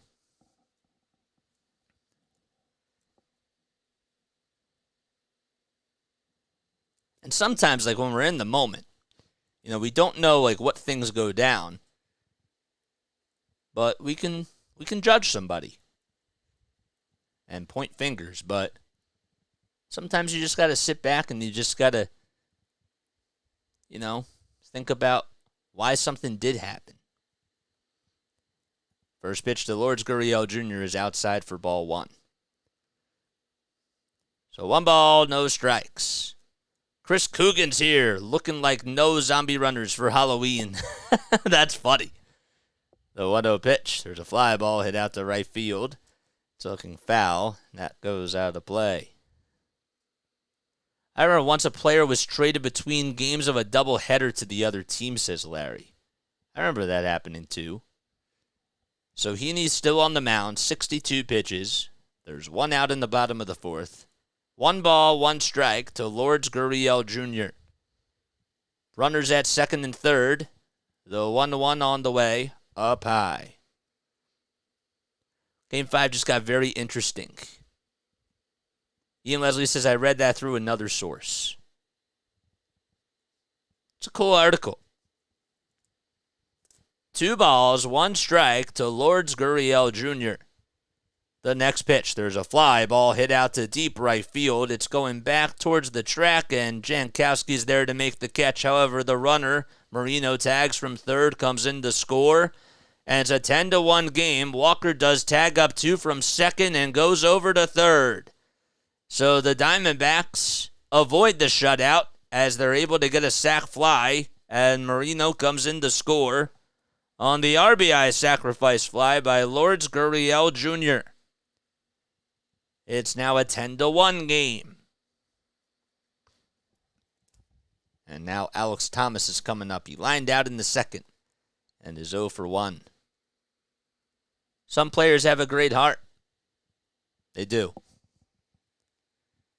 2 away in the bottom of the fourth. First pitch, it's a slider.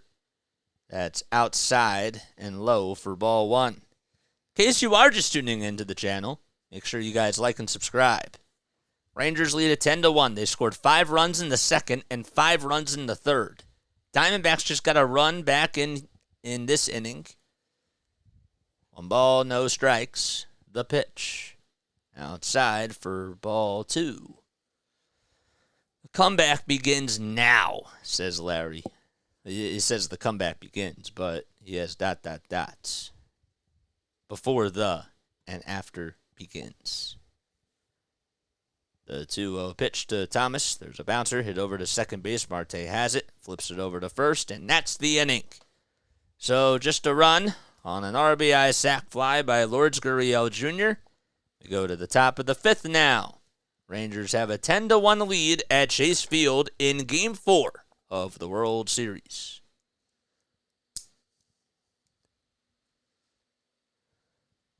Okay. Oh, boy. Anybody know how many people we have on here? I can double check for myself. The one thing that I was trying not to do, okay, and I was doing this over the last 3 games, is I would tend to look over to see how many people I had on. I would do it, so often. And in all honesty, I couldn't do that because I think that takes the fun out of it. We got 29 people on here. 26 people, says Hardcore for All. Cool. 26 lovely people. Appreciate it. If you guys are new, just tuning in, the name is Jason Joseph, and this is Play-by-Play with JJ. Excuse me.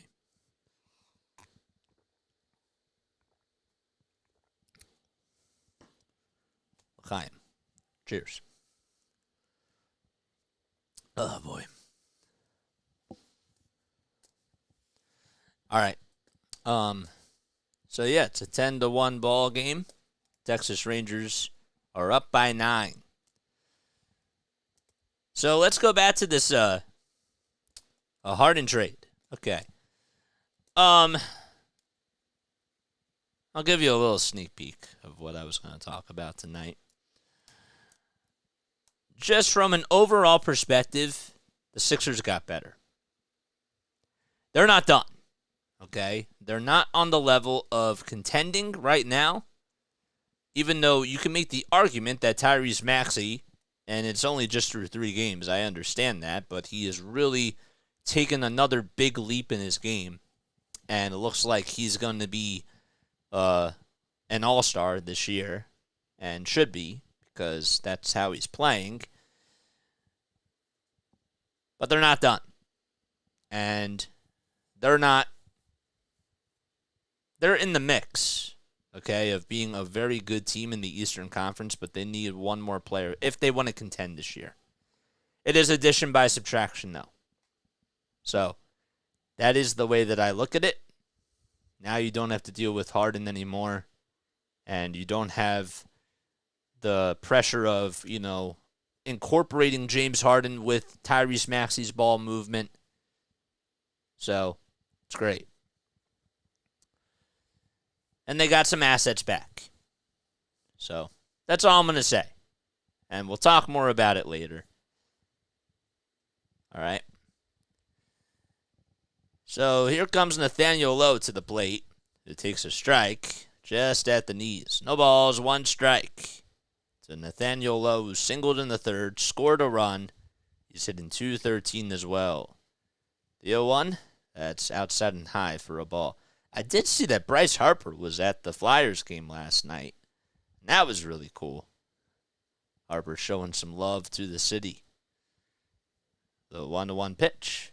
That's in there for a strike as well. So Ryan Nelson is pitching the top of the 5th. Has 14 pitches. The 1-2 pitch. That's up high for ball 2.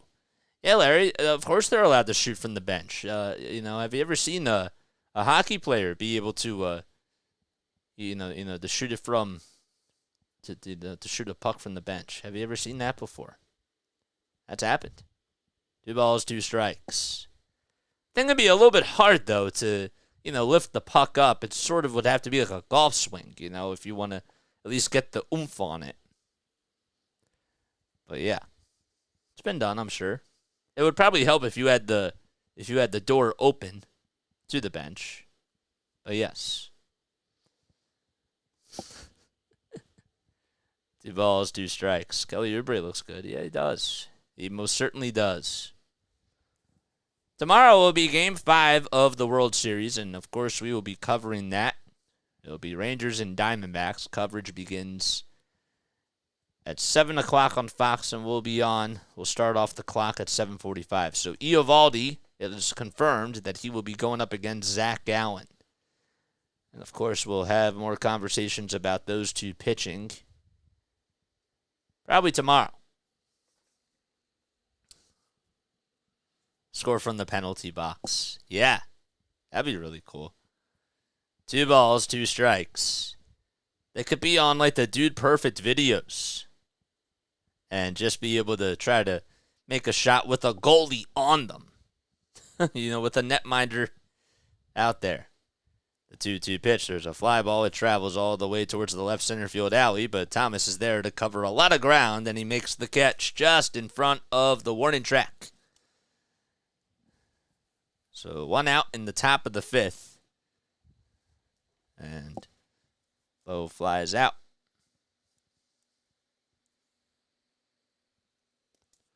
Especially if it was a goalie, says Hardcore for All. 10-1 in the top of the 5th. With 1 out, Jonah Heim comes up and he stares at a fastball that's upstairs. For ball 1. Stares at a fastball upstairs. I like that. The 1-0 pitch. There's a check swing foul ball. I've seen Flyers goalie Hextall score. Did you? That's cool. 1 ball, 1 strike. And 1 away in the top of the 5th. The next pitch. Swing and a miss. On the fastball right down the heart and soul of the plate. So it's a 1-2 count now. If you're still here, comment down below.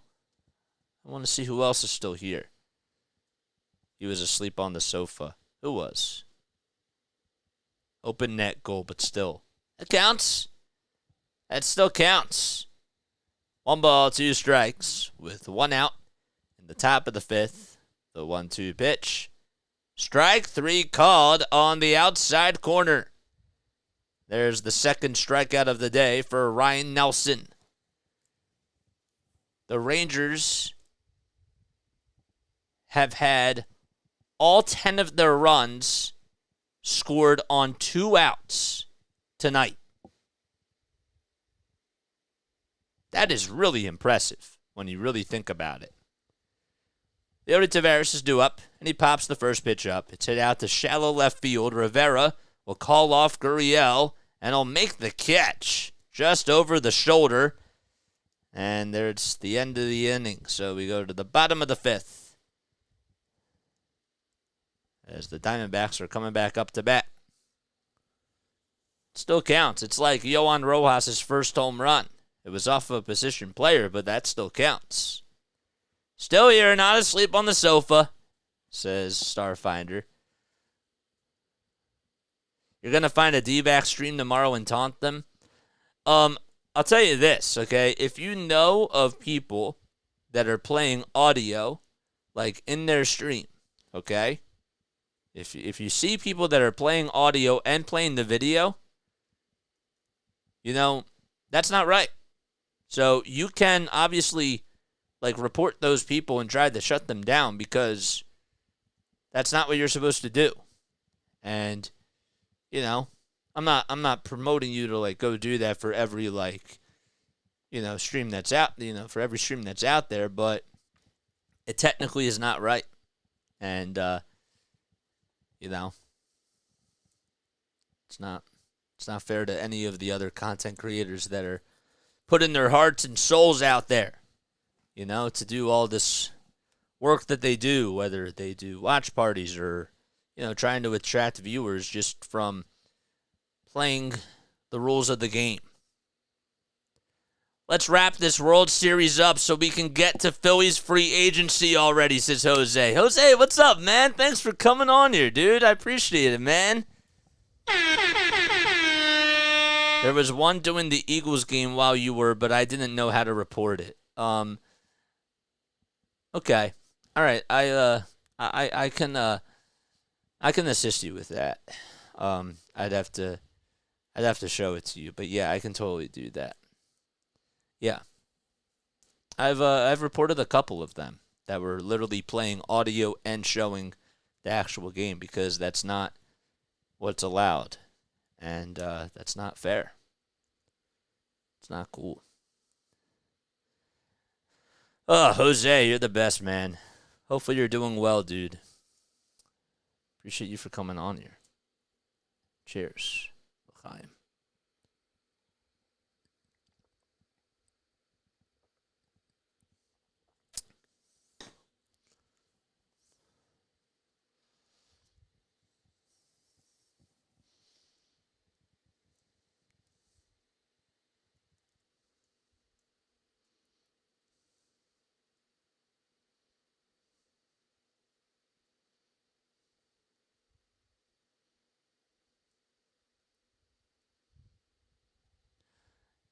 Here we go.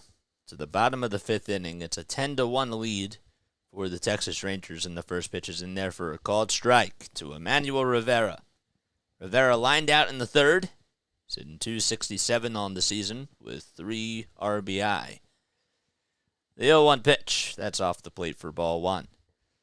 Andrew Heaney with 69 pitches, 67 coming into this inning alone. We're in the bottom of the fifth. It's a 10-1 lead for Texas. And the 1-1, there's a grounder hit over to third base. Young has it, flips it over to first. And there's the first out of the inning.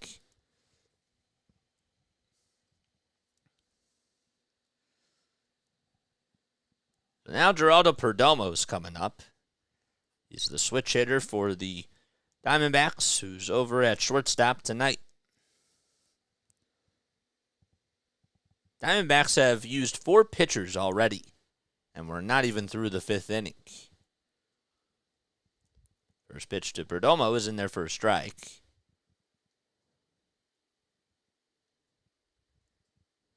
The 0-1. That's outside for a ball. They've used 4 pitchers in their 5 innings of work, but we're just not through the fifth inning, period. So I just wanted to clarify that. The 1-1 pitch, swing and a miss on a 91-mile-per-hour four-seam fastball. And the count is now 1-2.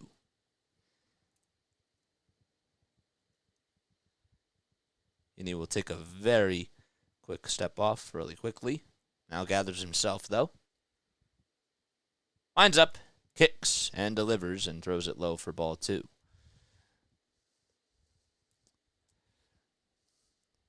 Two balls and 2 strikes with 1 out in the bottom of the fifth. On deck is Ketel Marte. The 2-2, it's low for ball 3.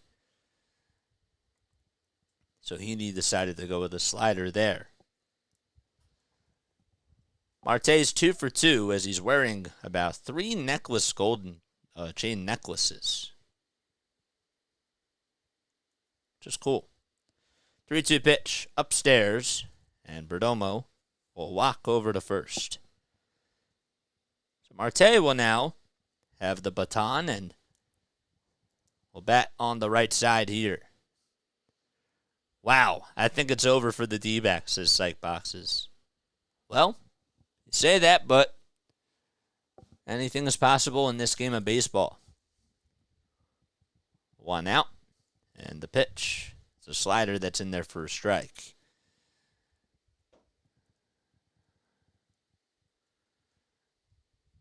Marte batting .351 or .353 in the postseason with 2 homers and 11 RBI. The 0-1 pitch. There's a high bouncer hit over to first base. Lowe looks over at second, but it'll just get Marte out, so he wasn't able to get the lead runner out. And Perdomo advances over towards the second base bag and is now in scoring position.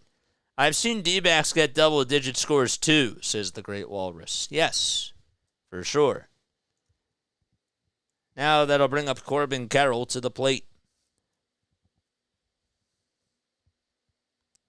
Carroll is struck out, grounded out to first. The pitch. That's fouled off. I thought the NLCS was over after Game 2, says Larry. I think a lot of people did. I was thinking that the Phillies had it all the way, too. The pitch. A little comebacker that's bounced all the way towards Heaney. And Heaney will charge over to first, makes the underhanded toss. And there's the third and final out of the inning. No runs, 1 man left. We play on and go to the top of the 6th as the Rangers lead it 10-1 at Chase Field. All right. So, if you are new to the channel, all right, make sure you hit that subscribe button, turn on those notification bell icons, and that way you know when I upload. I think it would be a little bit naive if we didn't talk about this and didn't bring this up. But for those of you that do know me, all right, I'm a person that has always thought that when I have my own platform, that I have to be willing to stand up for what I believe in, and be able to express thoughts and show you guys like what I'm all about. And there's been Judaism to me has been like a really big part of my life. Okay, it's a part of who I am. I did a project when I was in school, and we were supposed to make an art of something that signifies like what we are. And I made a baseball diamond when I was a freshman in college. And I forget what I had at some of the other bases, but I had family at one base, and then I had Judaism over at another base. And, just values and traditions and stuff that we would do, like that were part of my family, that was really important to me. And, I don't really like to get too political on here. That's not really what this channel is all about. But I did want to let you guys know, okay, that, we got to treat each other with respect on here. And, we see like what's been going on in the news. And if you guys haven't been keeping up with it, I think it's really important that when we're on here, that we treat each other with respect, and that we, try to be faithful on here and have a good time. And I wanted to make sure that I went over that with you guys, because you guys are a part of this family. And when you become a part of this family, there's a lot of things that you have to consider, and you have to be respectful to one another. And so that's all I wanted to say, because, we come on here to have fun, and we stand up. We don't shy away from hard topics, because we stand up for what we believe in. And I respect you guys, and I hope you guys respect me too. Thank you. So yeah, Texas Repo says things happened in the MLB playoffs. If your team was eliminated, like my Astros, don't cry about it, says Texas Repo. Amen, says Hardcore for All. Yeah, that's all I wanted to say. So, I just don't want people to think that, that we're ignoring these types of topics, because it's important.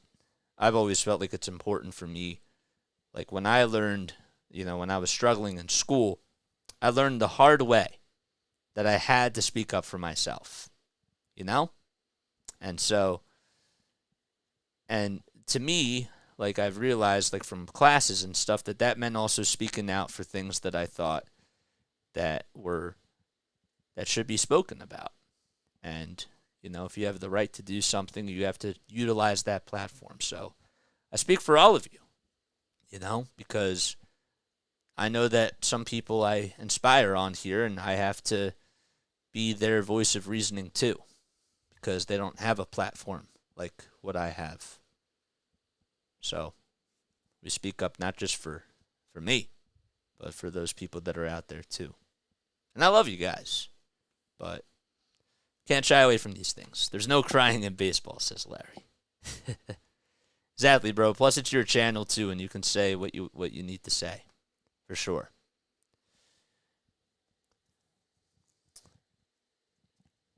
So,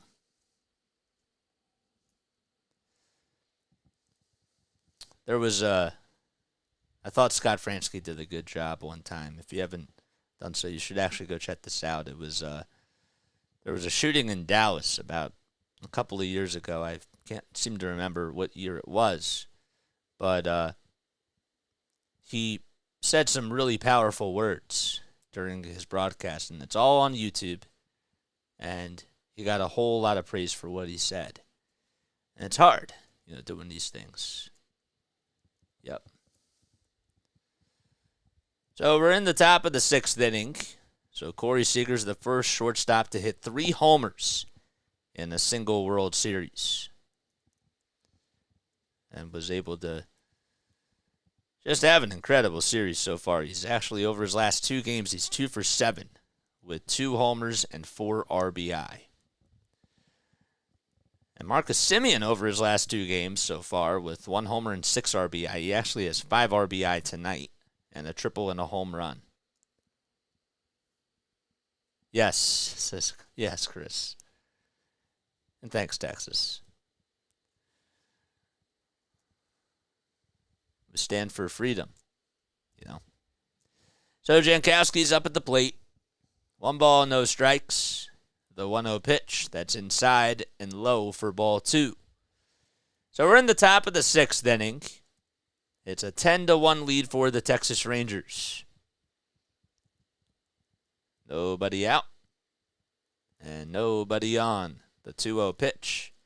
That's in there for a strike. Just at the knees. So Travis Jankowski is 2 for 2.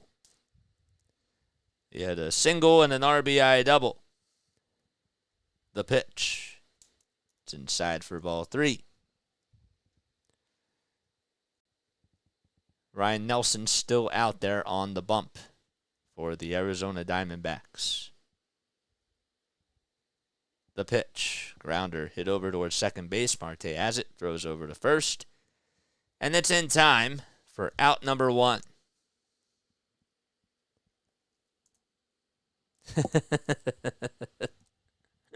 You guys are funny, man. So now Marcus Semien is coming up to the plate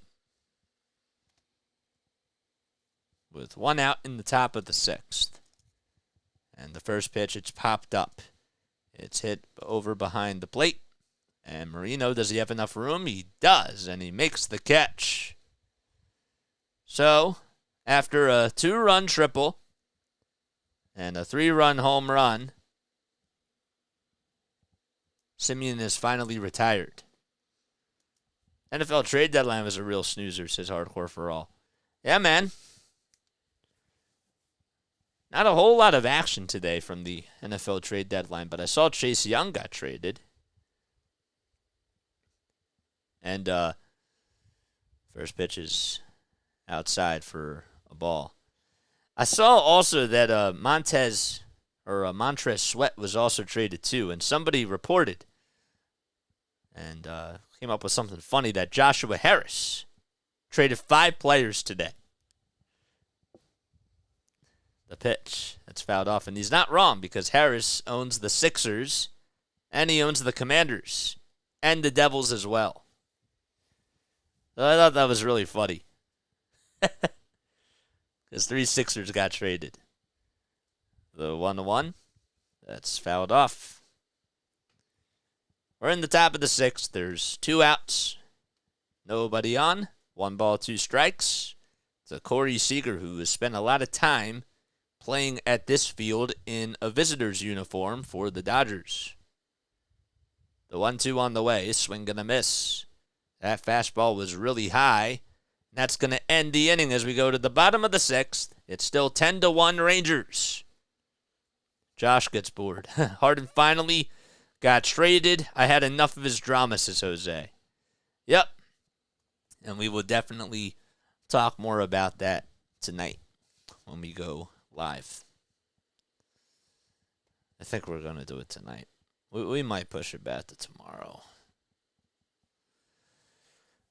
I got to start coming up with a game plan of when we're going to be doing podcasts, because I really would like to be doing more podcasts on here. It's just hard because these play-by-plays take up a lot of time.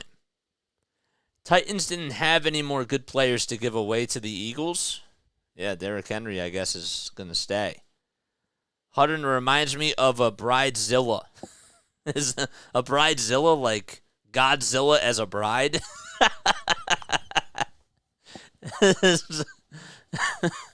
Is that what it is? I'm like still trying to get used to some new slang and new terminology, but that's funny if that's what the context is. Godzilla as a bride. That's funny. Titans are my team, and I'm surprised that they didn't trade Will Levis or Simmons. Yeah. We don't want Harden back on the Rockets rumors.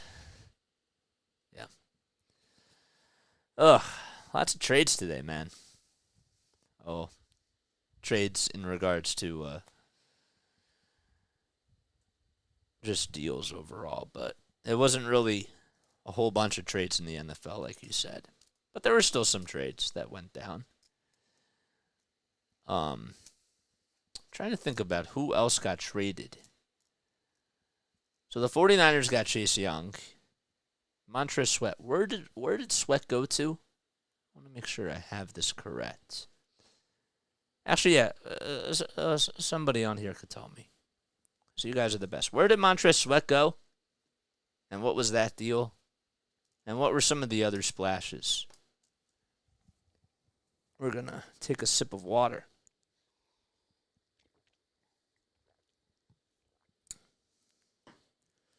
Today we kind of took it easy, you know. And I'm happy that this game has not been really too hard on the vocal cords, because I didn't really want to be yelling too much. But it's good. It's a good volume for us. Because when we're doing Sixers and Flyers, we're going to have to really be working up the vocals. Titans could trade Levis for some candy bars. Oh, okay, he went to the Bears. Montrezl Sweat, thanks. Comes Gabriel Marino, and he takes a strike. Devontae Adams did not get traded. No, Chase. Chase to the Niners. The ball is 1 strike. The 0-1, swing and a miss. So Dane Dunning is out there on the mound for the Texas Rangers. It's a 10-1 ball game in case you are just tuning into the channel. No balls, 2 strikes to Marino. The 0-2. It's down low again. It was a slider that was outside and low. Rasul Douglas was traded to the Bills. That was a big one. Rasul Douglas. Wow. That is a big trade. The pitch. That's outside and low for ball 2. So if you are just coming into the channel, the name is Jason Joseph, and this, of course, is Play-by-Play with JJ. The pitch. Another foul ball. Yeah, you're right, Bears. Why were the Bears the buyers? I don't know. I don't know. Who else did the Bears get? Who else did they get? 2-2 pitch. There's a grounder. Hit over to third base. Played on the bounce by Young. Throw over to first in time to get Marino.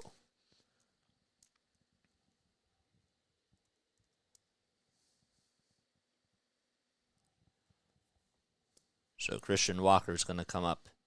Josh Dobbs went to the Vikings. Jacqueline's here. What's up, Jacqueline? How you doing? Jacqueline with a Q. Here comes Walker, who slices that one foul over towards the third base dugout. So Dan Dunning, as we mentioned before, pitching for the Texas Rangers right here.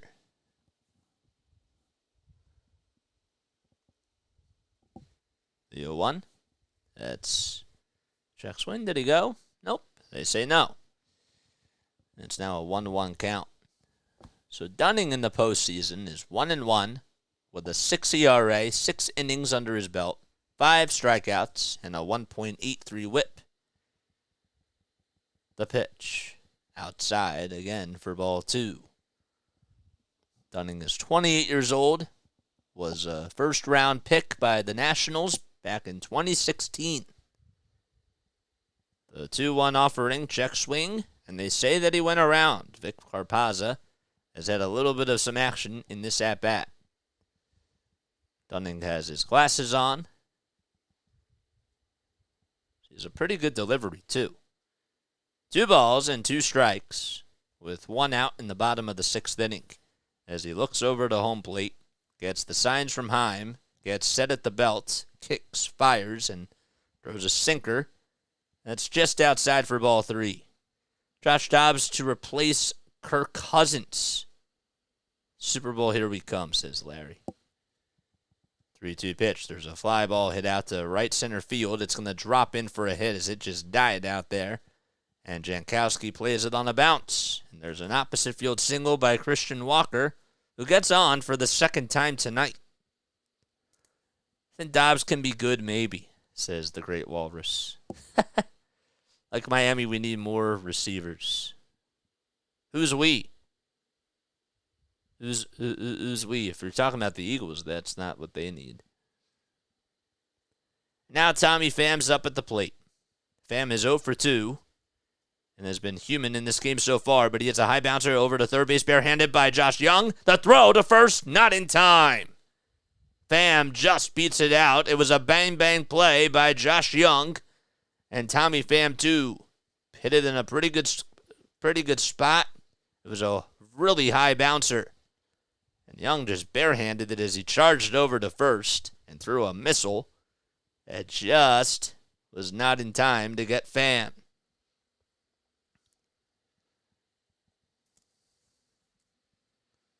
So now Lourdes Gurriel Jr. will step into the box. A single and a sac fly. And he's due up again at the plate. We're in the bottom of the 6th. It's a 10-1 lead for the Texas Rangers. 1 out. Walker's at second.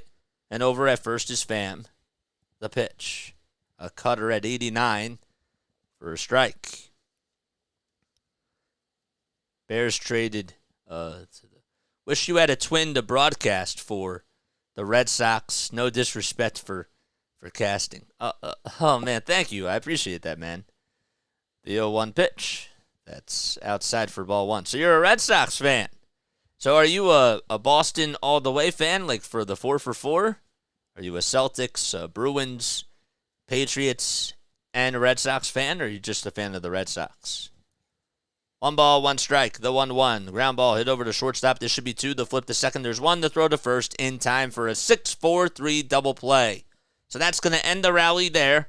As we go to the top of the 7th, it's 10-1. Texas Rangers lead it by 9 in Game 4 of the World Series. Bears moves make no sense, says Larry. Who else did they get? Before you answer that, though, answer this for me. Okay, so before I actually do that, I probably should have said this. So now it is time for our Phillies trivia question of the day. I'm going to ask you a World Series trivia question. Oh my gosh, I knew I was going to make that mistake sometime too. I'll ask you a World Series trivia question, and if you get it right, this is what you'll hear. If you get it wrong, you'll hear this. Okay. So, everyone knows that the Yankees have the most World Series wins, unless you live under a rock, then you don't know. But which team has lost the most World Series? Okay? Texas Rebo says, I'm a homer. Astros, Rockets, Texans. Okay. Miami setting up for a long run in the postseason. Those small wide receivers may be breaking down by then. So, again, which MLB team has the most World Series losses? And how many losses do they have? Okay? If the Yankees have the most, which team has the most losses and how many? Braves, part 1, incorrect. Dodgers, part 1 of the question, correct. So if the Dodgers have the most losses in the World Series, how many losses do they have? I hope it's the Dodgers. Well, that was a lucky guess. So, the Phillies. So, the Dodgers is correct, but how many? How many World Series losses do they have? That's the next part of this question. 14, says Starfinder. Now, there's a part C to this. Which years did they lose the World Series? No, I'm kidding. I'm kidding. I'm kidding. That is correct. So, how many wins? Actually, this will be a part of it, though. How many World Series wins do the Dodgers have? That is the part C to this question, in all honesty. Not enough, says Chris Coogan. That's funny. Oh, my gosh. Yeah. How many World Series wins do the Dodgers have? That's the last part of this question. See, this was like a 1A, a 1B, a 1C type of a thing, where it's really 3 questions in one. So, that's how I get you now on trivia. Here comes Garver to the plate. First pitch is down low. 7, says Larry. 1 ball, no strikes. The next pitch is in there for a strike.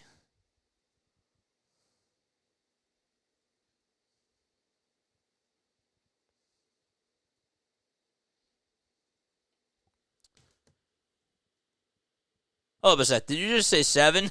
Oh, my gosh. Yes, 7 is correct. Sorry about that. Yes, that's correct. So they've won 7 World Series, and they've lost 14. Yankees have the second most losses with 13. The 1-1 pitch, that's fouled off. Yep, 7 World Series titles. You are correct. You are correct. So there's 7 and 14. So the Dodgers have the most World Series losses. They have 14 World Series losses, and they have 7 wins. Thanks for playing Phillies trivia with us, or MLB trivia with us. The 1-2 pitch, swing and a miss. There's a strikeout there to start off the top of the 7th to Jonah Heim. And Ryan Nelson is still out there on the mound for the Arizona Diamondbacks.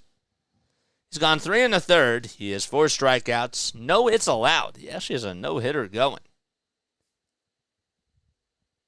After the 10 runs were allowed by the rest of the pitchers. First pitch to Evan Carter is down low and inside for ball 1. Our course says, ha-ha. The pitch. It's sliced foul. So Carter is tied up in the count 1-1 here. Cool thing about Evan Carter, okay, is that he's from Elizabethton, Tennessee. As the 1-1 is bounced over towards the mound, Nelson has it, flips it over to first with the underhanded toss, and there's 2 away. But he was a second-round pick, okay? He was the 50th overall selection of the 2020 draft. He signed for a $1.25 million sign-in bonus, okay? But Carter was not a part of... He was a non-roster invite to Major League Spring Training in 2023, so this season. And he returned to Frisco to open the season, as the first pitch to Josh Young is down low for a ball. But then he missed 3 weeks in June because he had a lot of arm injuries. And over 97 games in Frisco, batted .284 with 12 homers and 62 RBI. The 1-0 pitch is down low for ball 2. So, on September 8th, okay, That's when he got promoted to the majors. And he's been everything that they could have asked for. So the next pitch is down low for ball 2. So 2 balls, 1 strike. The 2-1 pitch, ground ball, back up the middle for a base hit by Josh Young. So a 2-out single delivered right there by Young. And he gets on base. I just should have traded Kershaw a while ago.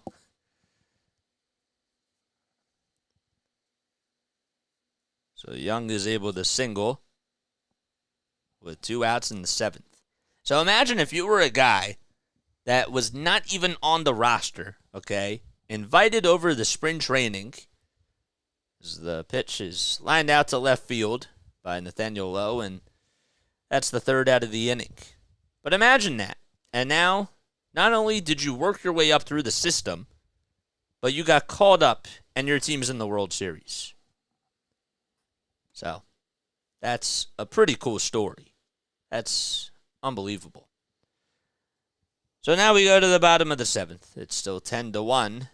Diamondbacks down to their final 9 outs. People hate the Dodgers, the Braves, the Yankees, Astros, and Giants because they win. Losing the World Series means you're good, says Texas Repo. I went 100 years forward in my time machine. Dodgers still have only 7. Yep.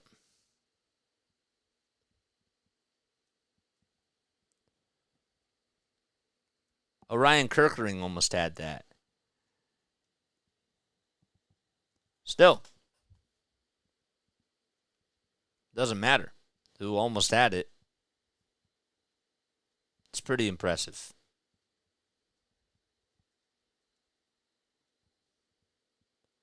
And no disrespect to Orion Kirkering, but Evan Carter is making a bigger impact than Orion Kirkering is for his team. There's no doubt about that.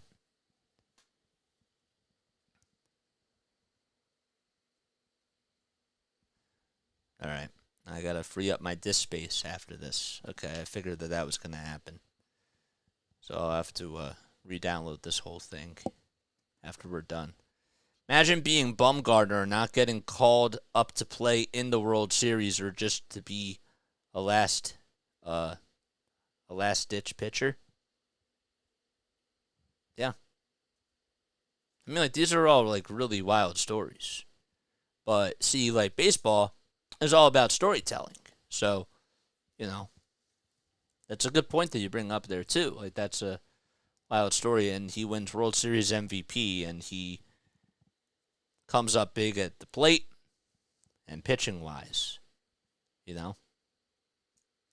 If you are new to the channel, I don't want to forget about you guys. Make sure you like and subscribe. If you guys are on Facebook, if you're on Twitter, or if you're on any other social media platform, okay, please come onto the YouTube channel, all right? We do not forget about you guys. We love each and every one of you, but we want you to join the YouTube community. If you're on Twitch as well, that's where all the action is. But we have you guys on there just in case we reach out to you, because we never know who's finding our channel, guys. So, Alex Thomas will be leading things off. It'll be 7, 8, and 9 due up for the Snakes. So, John Gray and Andrew Heaney combined have gone about 10 2/3 of an inning combined. Or 10 1/3 of an inning combined. And have only allowed 1 run. That's just over their last 2 games. So Cody Bradford now will be coming in to pitch for the Rangers. 6 2/3 of an inning he's gone. He's allowed 1 earned run. The 1-0 pitch. That's fouled off. The count is now 1-1. So Thomas is 0 for 2. Bradford with 2 pitches already, as it's 1 ball and 1 strike. Talk a little bit about Bradford, the lefty. Just a few moments. The 1-1, swing and a miss. So Dunning was the second pitcher. And now Cody Bradford is the third pitcher here. He has a 1.35 earned run average. He's 1-0 in the postseason and has gone 6 2/3 with 4 strikeouts allowed. Bradford comes set just below the letters above the belt. The 1-2, chopped foul. Rangers bullpen has been clutch. Yes, they have. This bullpen has been really, really sharp. Rangers won the first game by a score of 6-5. The 1-2 pitch, ground ball foul. The Diamondbacks would then win the second game by a score of 9-1, and they tied the series up 1-1. The Rangers would then win Game 3 by a score of 3-1 in Arizona, and the Diamondbacks are down 10-1 against the Rangers here in the bottom of the 7th in Game 4. Tracy's here. What's up, Tracy? The 1-2 pitch, a slider that's just downstairs for ball 2. Tracy, how you doing? Hopefully you're having yourself a good night and enjoying some baseball with us. 2 balls, 2 strikes, the pitch. It's bounced off of the foot of Thomas as there's a foul ball there. So we're in the bottom of the 7th. It's a 10-1 lead for the Rangers as they lead Game 4. Hopefully you're doing well, Tracy. We love you. If you are new to the channel, the name is Jason Joseph. This is Play-by-Play with JJ. We have a really cool family of people on here. Feel free to chat down below. We're here for a good time. We do some play-by-play for the World Series. That's what we're covering right now. We also do Sixers basketball, Flyers football, or Flyers hockey, Eagles football, and Phillies baseball. I'm really losing it tonight. 2 balls, 2 strikes to Alex Thomas. The pitch, swing and a foul ball. Just hit off of David Rackley. I believe he got a piece of his foot there. Williams here. What's up, Will? I'm doing good. I'm going for the Texas Rangers to win the World Series.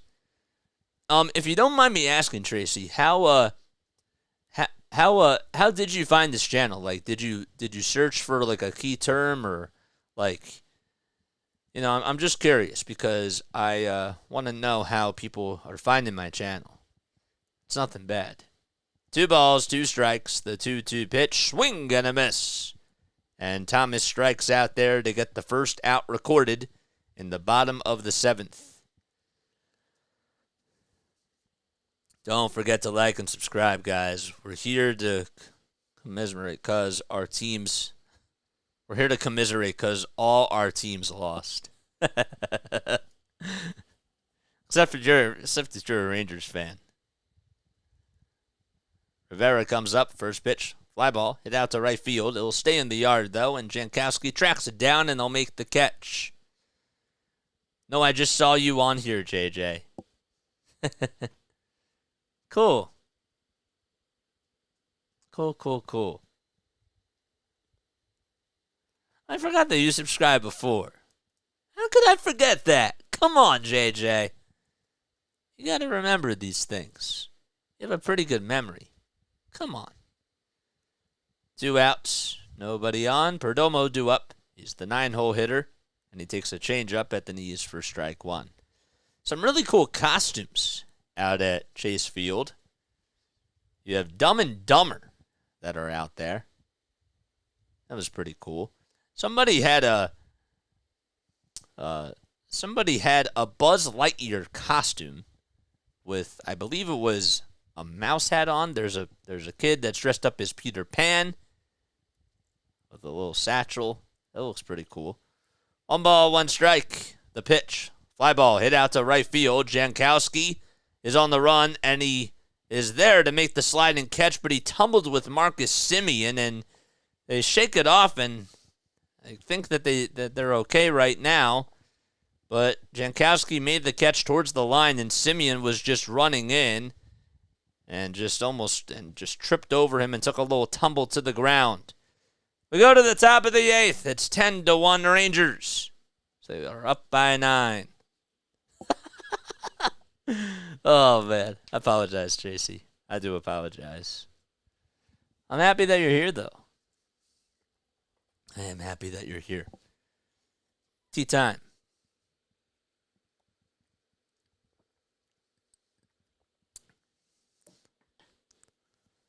Ugh.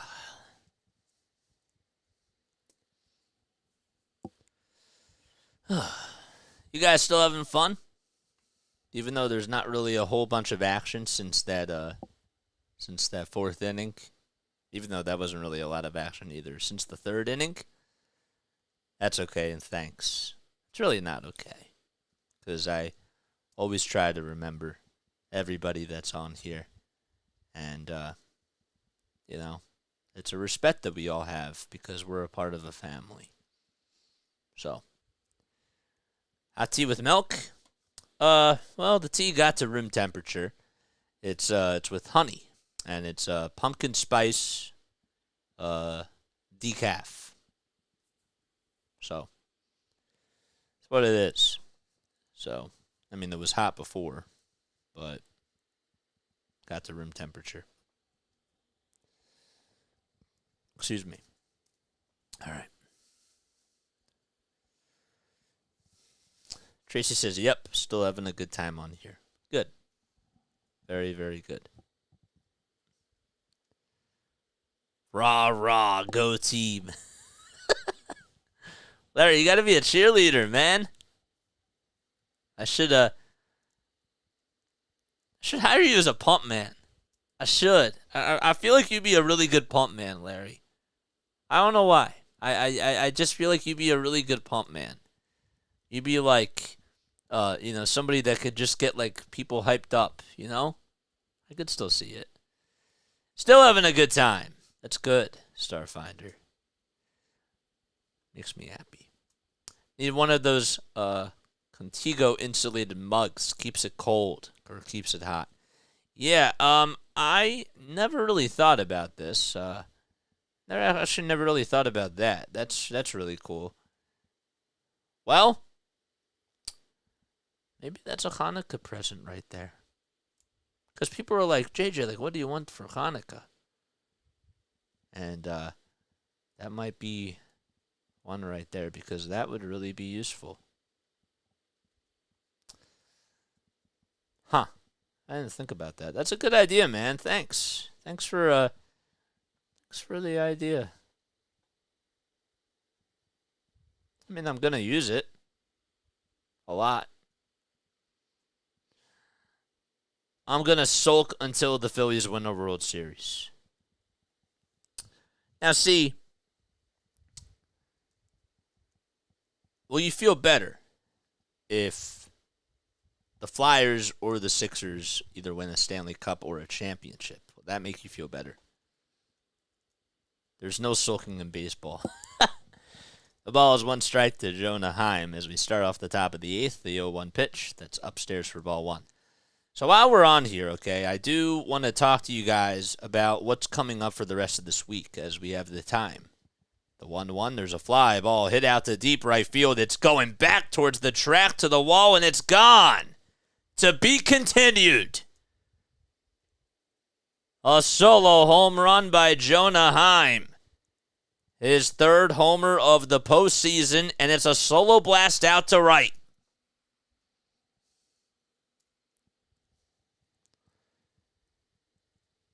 That's the first run scored since the bottom of the fourth inning.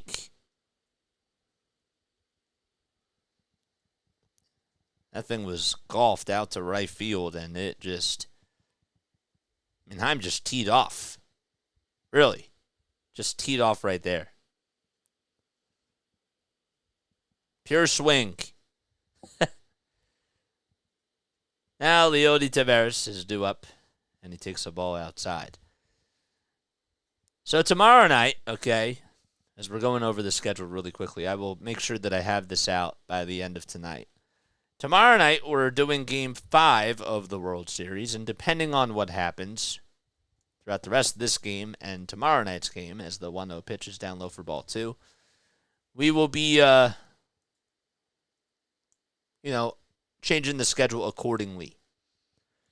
2-0 pitch, that's in there for a strike. So then on Thursday night, okay, we are doing the 76ers game. They're taking on the Toronto Raptors at 7 o'clock at night. The 2-1 by Nelson. It's in there for a strike on the outside corner for strike 2.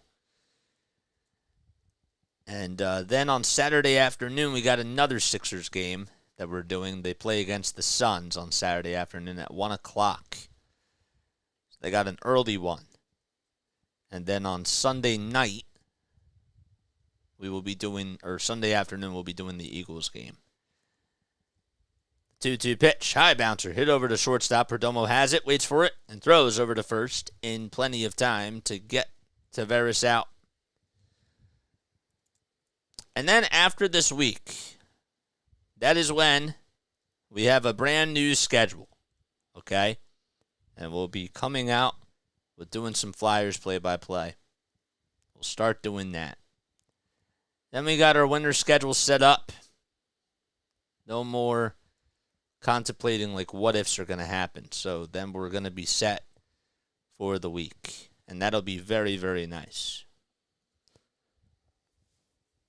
No balls, 1 strike. And the 0-1, it's up high for a ball. So we're covering the rest of the World Series. We're doing both Sixers games this week, and we're doing the Eagles game on Sunday afternoon. That's all I had to say. The next pitch, it's in there for a strike at the knees. And we'll be doing some more podcasting content as well. And we'll have a daily show that we'll be doing. You're not going to want to miss out on it. On ball 2 strikes, the next pitch, it's outside for ball 2. So 2 balls, 2 strikes to Travis Jankowski, who's been around the league for a little bit of time. There's a high hopper hit over towards the mound. The throw over to first by Ryan Nelson is just in time. He had to reach up, leap up, and as soon as his feet were settled back down, he threw a dart over to first to get the out.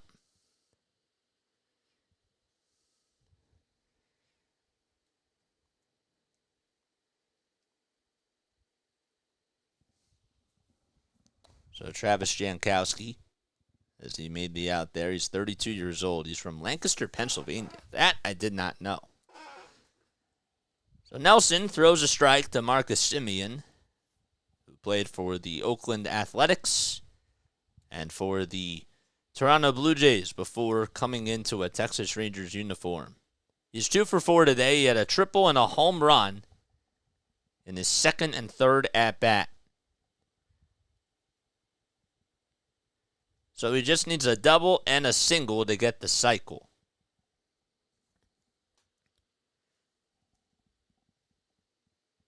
The 0-1 pitch. That's outside for ball 1. Williams says, I was 16 the last time the Flyers won the Stanley Cup, and now I'm 64 years old. Well, hopefully you get to see another one. I really hope so. The 1-1 pitch. That's fouled off. At least you remembered it. 1 ball, 2 strikes. 2 away. The pitch. That's way up high for ball 2. Kind of getting excited for Sixers basketball. You're making me a basketball fan, JJ. It's what I do, man. Energy is contagious. That's just how it is. The 2-2 on the way. Strike 3 called on the inside quarter. And Marcus Semien strikes out looking. And that's the end of that. As we go to the bottom of the 8th. Rangers lead it 11-1 as Jonah Heim adds on a run by getting a solo homer. Yeah, make sure, after this call, you guys can, go feel free to check out some of our other broadcasts that we do, some of our football stuff that we've done, some of our basketball stuff too, because, I always say that we do not only Phillies baseball, but we also do Flyers hockey and the other sports too. You gotta give the other sports some love.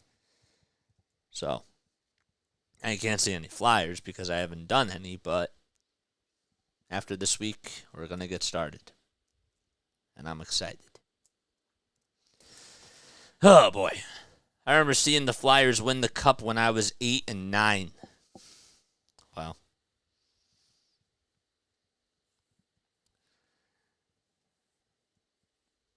Is that what got you into sports? Or was baseball your first love? Broad Street Bullies are my favorite sports team. Yep. I figured that. Broad Street Bullies. Maybe the Broad Street Bombers can do that next year. I'm listening to the Canucks 1-0 Predators. The Canucks have never won a Stanley Cup. Huh. Who you listening to? If you don't mind me asking. Sorry about this, if you were looking at the board. By the way, everyone, I'm 48 miles from Millville, New Jersey. Oh, cool. That's really cool. Wow. So, not far away from Mike Trout, you're saying. That's cool. That's sick. Baseball was my first love, says Larry. Okay. Baseball was mine too.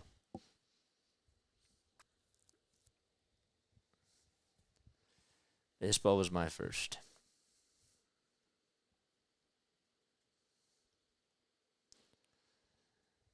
And that was it for a while. It really was. If you guys are new to the channel, if you're watching on social media platforms like Facebook, Twitter, LinkedIn, Twitch, or another platform that I don't even know that I'm even doing this from, which is kind of scary if that is the case. But long story short, come on to YouTube and make sure that you join the Play-by-Play with JJ family on here.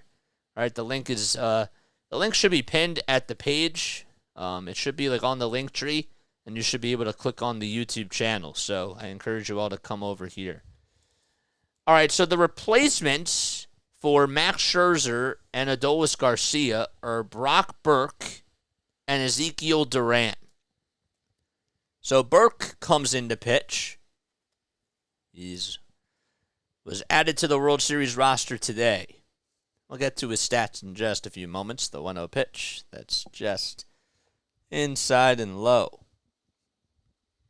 So Brock Burke is on 59 2/3 of an inning this season with 52 strikeouts and a 1.22 whip as well. There's a 4.37 ERA. Hardcore for All says, I like them all the same. It's just nice when your teams are good.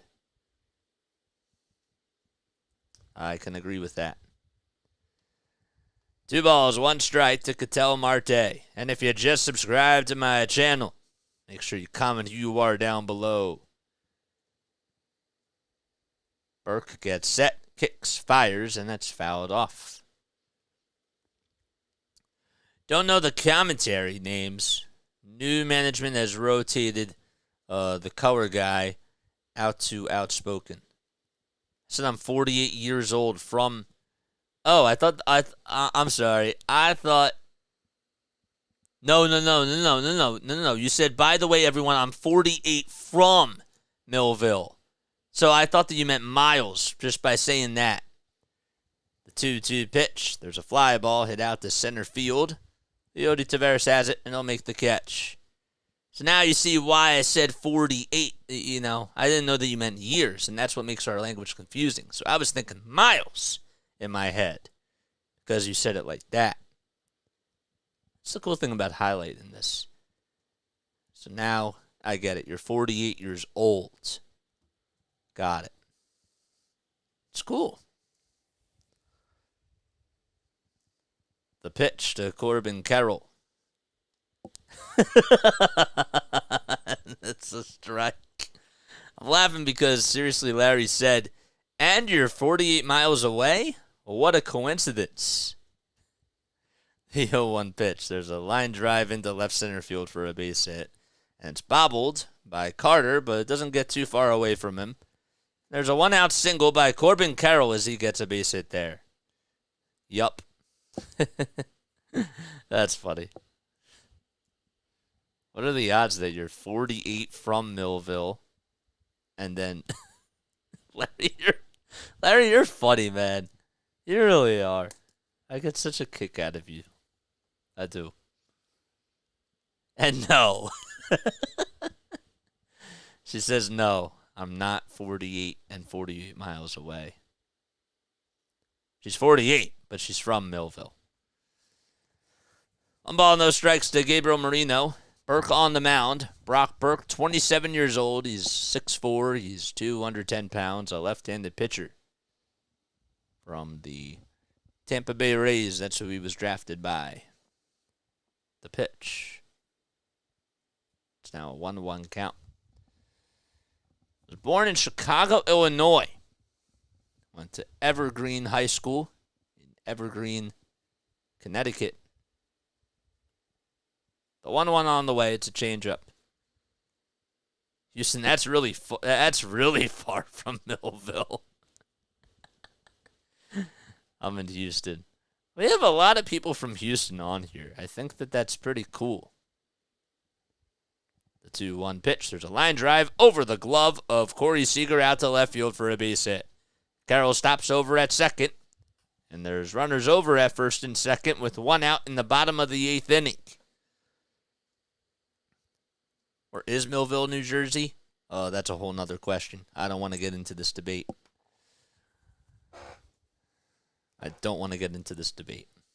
Mike Maddox is warming up in the bullpen. Is coming out there to talk things over with his pitcher as Chris Stratton is getting warmed up in the bullpen.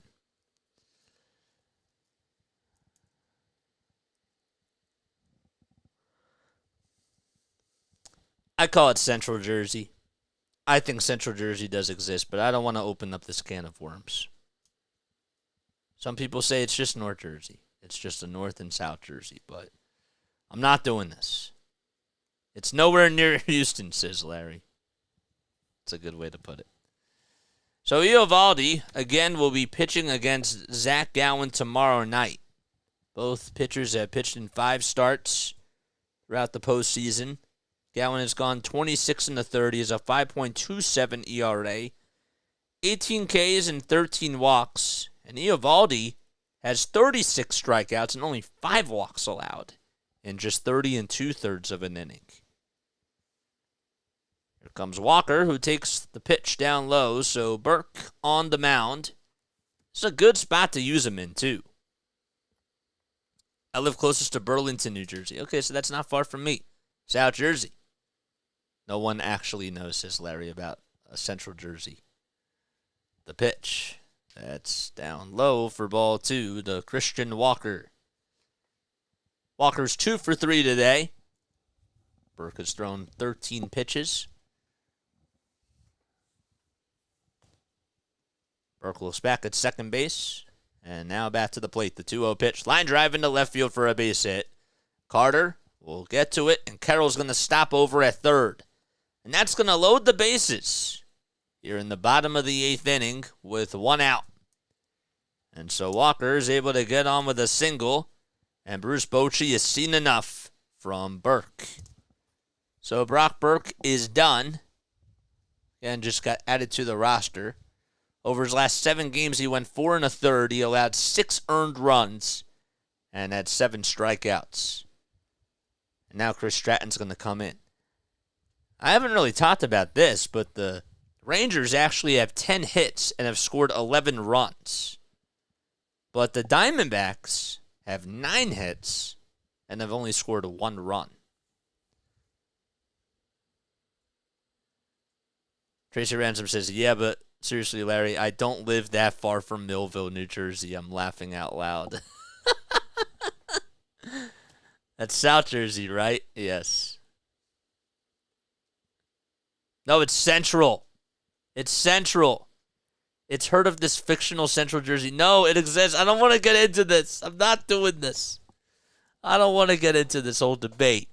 It's Central Jersey. I think I did this to myself. Come on, JJ. You should have known better. I'm from the Jersey Shore, but living in Florida for 20 years.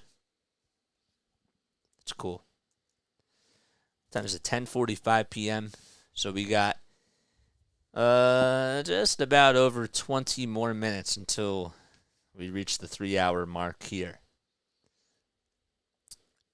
So tonight was a little bit more of a different type of a cast. I knew that as soon as they got 10 runs, I wanted to try something different, and I wanted to see how we would do with getting a little bit off topic, but also making the cast engaging. And just from your opinions, okay, do you think that we're still staying on topic even as this game has gone down the way that it has? Do you think that we're keeping it engaging, I guess, is my better question. And be honest. You know, this is literally all's up. I'd love to come back, but to visit, but I'm banned. 100% says Hardcore for All. He says he's engaged. William McKay says yes. Okay, good. Good stuff. Very good stuff. What's going to be harder about basketball is when there are games that are blowouts. You know, I can still talk to you guys. It's just going to be a little bit different. And I have to figure out a way to make you guys involved, but still keep up with all the action. It's a lot easier for baseball to do that. Base is loaded in the bottom of the 8th inning. Tommy Pham is coming up to the plate, and the first pitch he takes it. Ooh, just outside in the eyes of David Rackley. He's actually been pretty consistent behind the plate tonight. What was the topic again, says Larry? Game's not over yet, says William McKay. So Chris Stratton, of course a former Giant, now back reunited with Bruce Bochy. The 1-0 pitch, that's at the knees for a strike. That's funny. Larry's just full of jokes tonight. 11-1 Rangers lead. We're in the bottom of the 8th. There's one out. Bases loaded. The 1-1 to Pham. Swing and a miss on a changeup that landed in the dirt.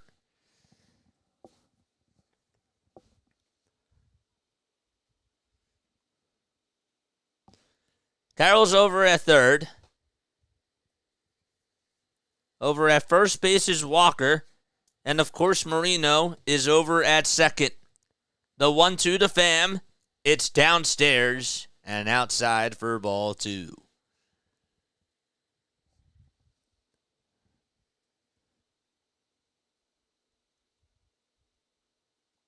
Stratton's 33 years old.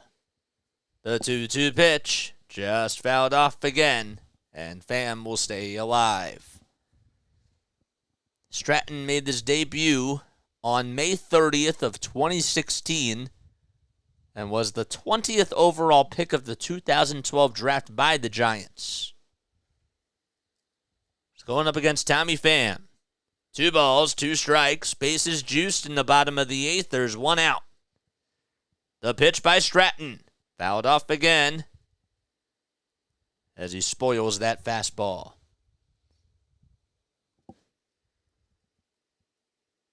Pham is 35. He's from Las Vegas, Nevada. His nickname, I didn't know this, but his nickname is Fantastic. The 2-2 to Pham. Another chopper that's fouled off. And already in this at-bat, 7 pitches so far. And Salami, what happens if you ever get a basketball team in New Jersey? Well, we had one. They were called the New Jersey Nets. They're still not close to South Jersey. 2 balls, 2 strikes to Tommy Pham. The next pitch, it's just low. It was also dropped by Heaney. And the count is now full at 3-2.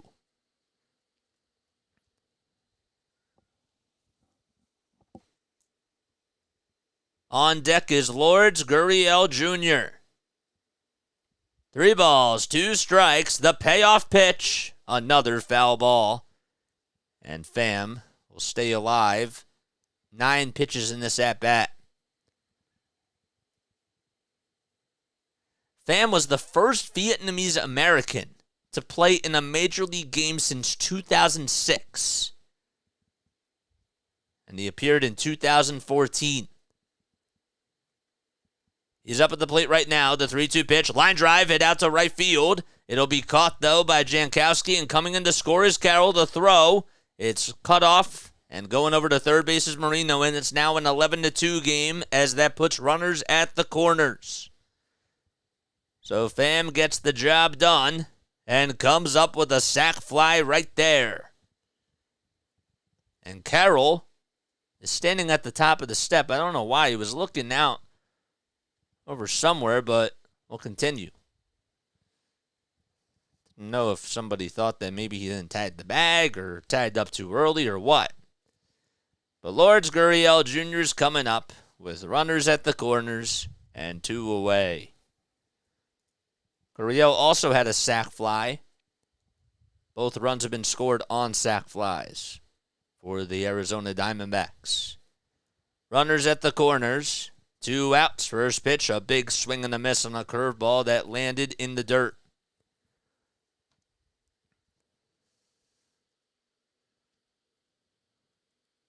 Aren't they a fictional team, Susie and Leslie? 2 outs now. 11-2. Texas leads it. The 0-1 to Gurriel Jr. There's a fly ball. It's hit out to deep left field. It's going back towards the track, and it is gone. 11-5. It's a 3-run shot by Lourdes Gurriel Jr. And the fans have a little bit of life still left in them.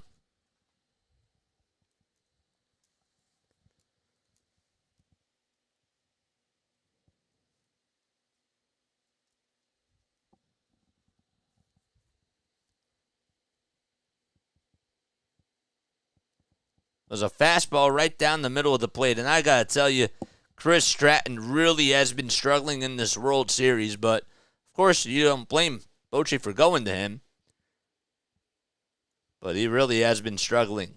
First pitch to Alex Thomas is in there for a strike. So it's now 11-5. Diamondbacks trail by 6 runs. No balls, 1 strike to Thomas. The 0-1, a big swing and a miss on a changeup right there.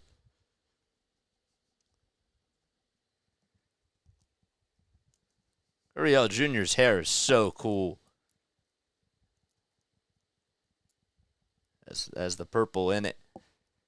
Purple hair. It's pretty awesome. The ball is 2 strikes. The next pitch. There's a high bouncer. Hit over to shortstop.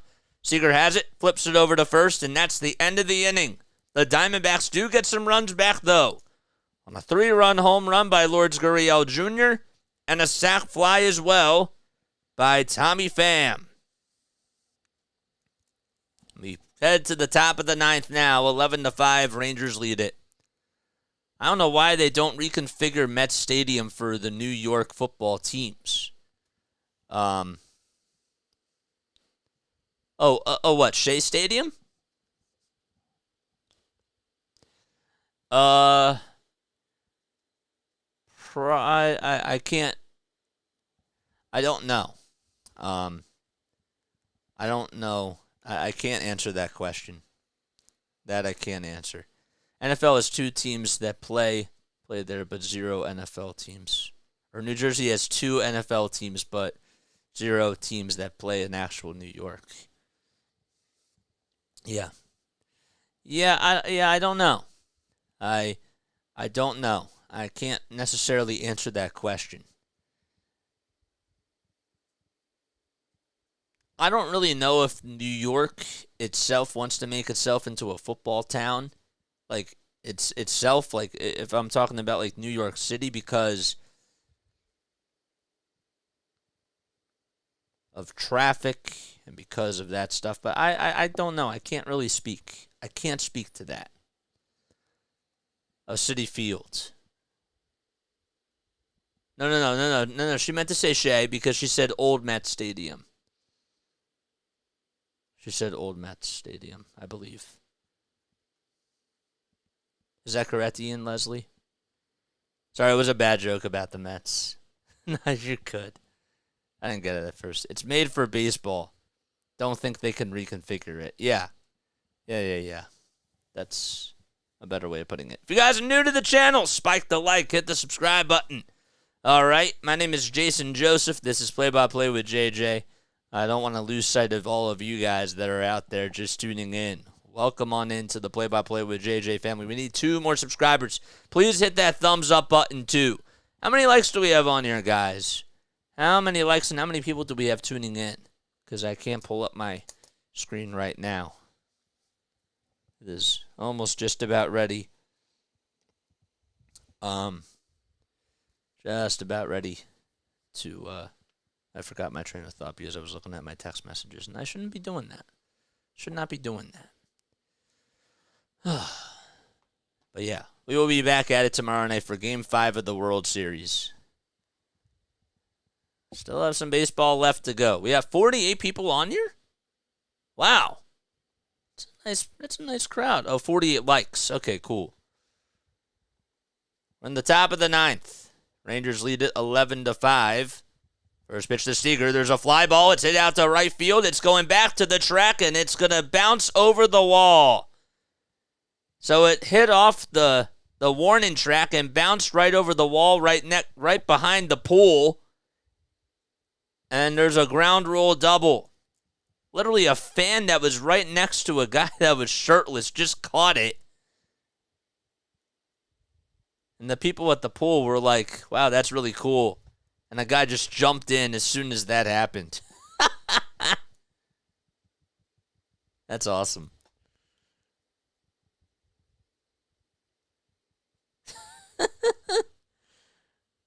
Seager is locked in. Yes, he is. All right, so Seager's going to come out of the game, and they're going to put in a pinch runner for him as Mitch Garver's coming up, and he takes a strike at the knees for strike one. So Seager is replaced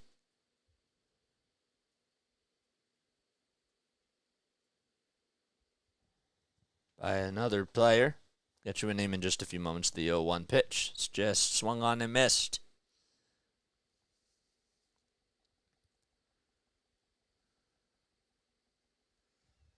No balls, 2 strikes.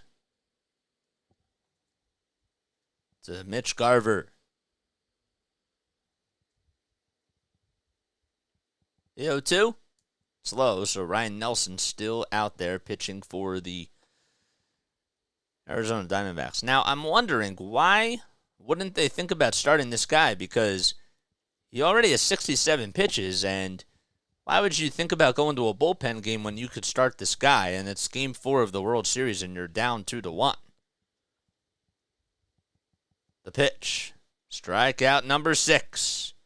And Torey Lovullo, right on cue, is going to go out there and pull him. There's one out in the top of the 9th. That's going to be it for him. Seager has been unstoppable in the postseason. Yep. He has. He's been on a whole new level. So Josh Smith, the 26-year-old, comes in to replace Corey Seager.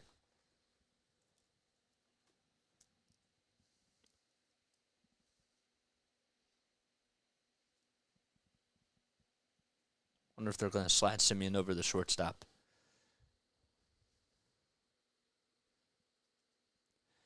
You know, if you were to tell me that the Rangers put up 11 runs today and you had no idea what the news was on Adolis Garcia, I'd probably tell you that Adolis Garcia probably had to have hit a home run. But then if you were to tell me that Adolis Garcia didn't even play today, and yet they scored 11 runs, they have a great team, and Corey Seager has really been hot, but I think it's really crazy that they still have put up 11 runs.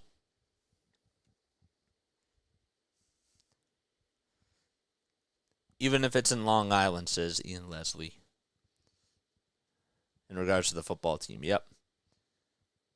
Larry said there it is, with the 3-run home run by Lourdes Gurriel Jr. It's funny. All right, I have got to remind myself that I got to get a new backup drive because now I got to unload all this stuff and I have to make sure that I make space for everything. Ugh. When you're doing these games for like 3 hours, it takes up a lot of space, guys. And I'm sure that not that any of you guys care about it, but I do like having my recordings just in case one day YouTube decides to lock out on me and is like, yep, well, you can't have any of your videos anymore, so there they go. We have these as a backup for a record.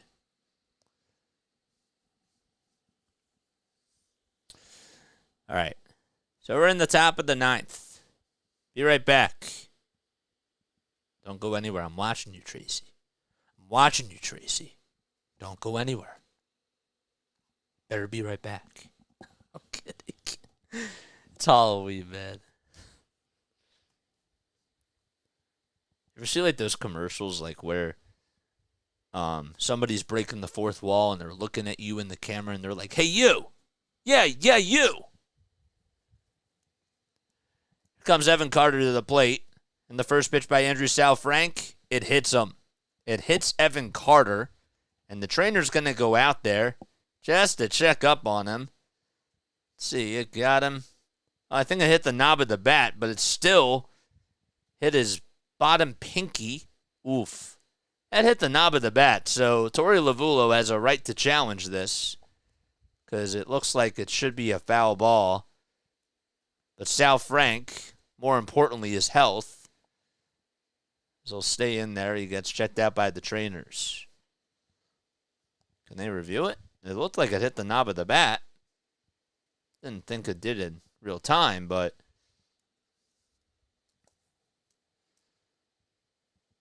there's one out in the top of the 9th. Are they not going to challenge this? Why wouldn't you challenge that? Looked like it hit the knob of the bat. Just clearly, so that should be a foul ball. Replay review powered by Zoom. Okay, so they didn't signal if they're going to challenge it, so how would I know? All right, so they are challenging it. They didn't show the umpires they were going to challenge it, but they are challenging it. Here we go. Okay, so it certainly got the knob of the bat. And this should just be a quick overturn of the call. But even if it hit him on the pinky first, okay, let's see. It's a dead ball because it hit him right on the pinky first, and that's the whole ruling. If it makes any contact with the body before it hits the knob of the bat, that still is a hit by pitch by definition.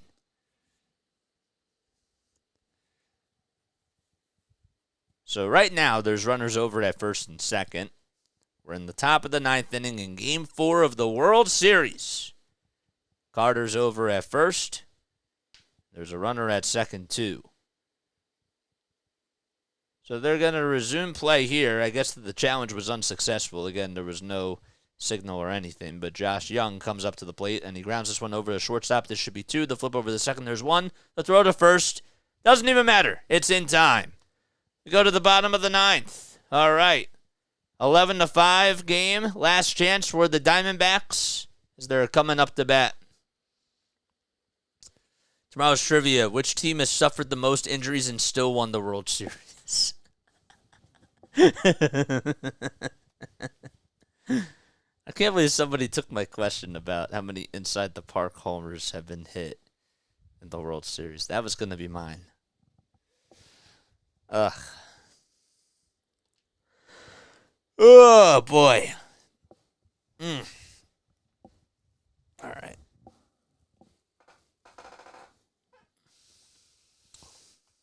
All right, last inning.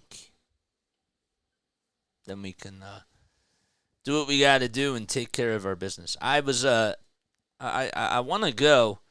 I want to go look at some Halloween decorations around my development. Something that I like to do is I'm a big fan of, going out and driving because it helps me, focus, and it's just a nice thing. It's therapeutic for me at times because when you're doing these things, as much as I love being here with you guys, sometimes I like to just go for drives and I like to do things and I like looking at decorations. So I think that that's what we're going to do tonight is look at some decorations around our development and see what people have up for Halloween. Even just around the town, too. I might stop over at a couple of other developments. If you guys are new to the channel, first of all, happy Halloween. Hopefully you're all having yourselves a fantastic night. Only need 6 runs to tie it. That's it. Just need to get a grand slam and a home run. A 2-run homer. That's all you need. It's literally it. Looks like it's a football game. All you really need is just a touchdown. But that's it.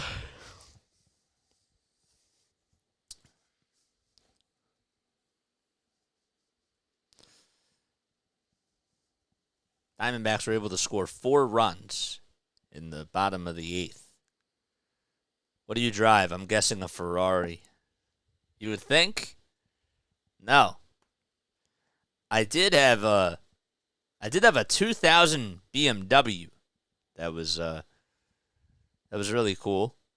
I had that, and then we upgraded to the 2016 Nissan Rogue. It's not neon. It's just red. All right, so Bruce Bochy's going to go out there, and that's going to be it for his pitcher, Chris Stratton. And Will Smith is going to come in to try to close it out just as a 6-run cushion. That's it. I don't like these, man. Like, as soon as they go with a pinch hitter and you're starting off an inning, I mean, I understand that you can that you as a manager can, make a change, and that, makes sense. But when you're up by 6 runs, that should be let me ask you this. Do you think that should be an unwritten rule? Should that be an unwritten rule of baseball? Where if you're up by 6 runs, and you come and you're starting off an inning, and you're taking the pitcher out as soon as the other manager announces a pinch hitter, should that be allowed in a 6-run game? 7 consecutive triples. Yes, that's how many they would need to tie it. Tomorrow's trivia question. How many consecutive triples were there hit in the World Series? I've got that Flintstones car where my bare feet are pedaling on the actual road. You drive Barney's car? Is that what it is? Or are you a Fred? Are you a Fred guy? Should keep same pitcher. Yeah, I'm with you. I also am not a fan of, and this is just me, I'm not a fan of bullpen games in the postseason. I think it's so bad for the game. It's just so ugly for viewership, and just, in the regular season, it's fine because it's the regular season, but we're talking about the postseason. The postseason, you have a bullpen game. You have a guy that you let out there to pitch 70 pitches, and why can't you just start him? Have the Arizona catches up, but it's too late, though. Yeah. So Will Smith in 60 games after that long timeout has gone 57 1/3 of an inning. My mom says yabba dabba doo. It should be legal, but the manager should be able to slap the other manager across the face. That's funny. The pitch that's in there for a strike. Yabba dabba doo. There's my mama. Shout out to mama. Love you, Mom. Jordan Lawler is out there. He'll be at the plate. The 0-1 pitch is in there for a strike. So Josh Smith takes over at shortstop for Corey Seager.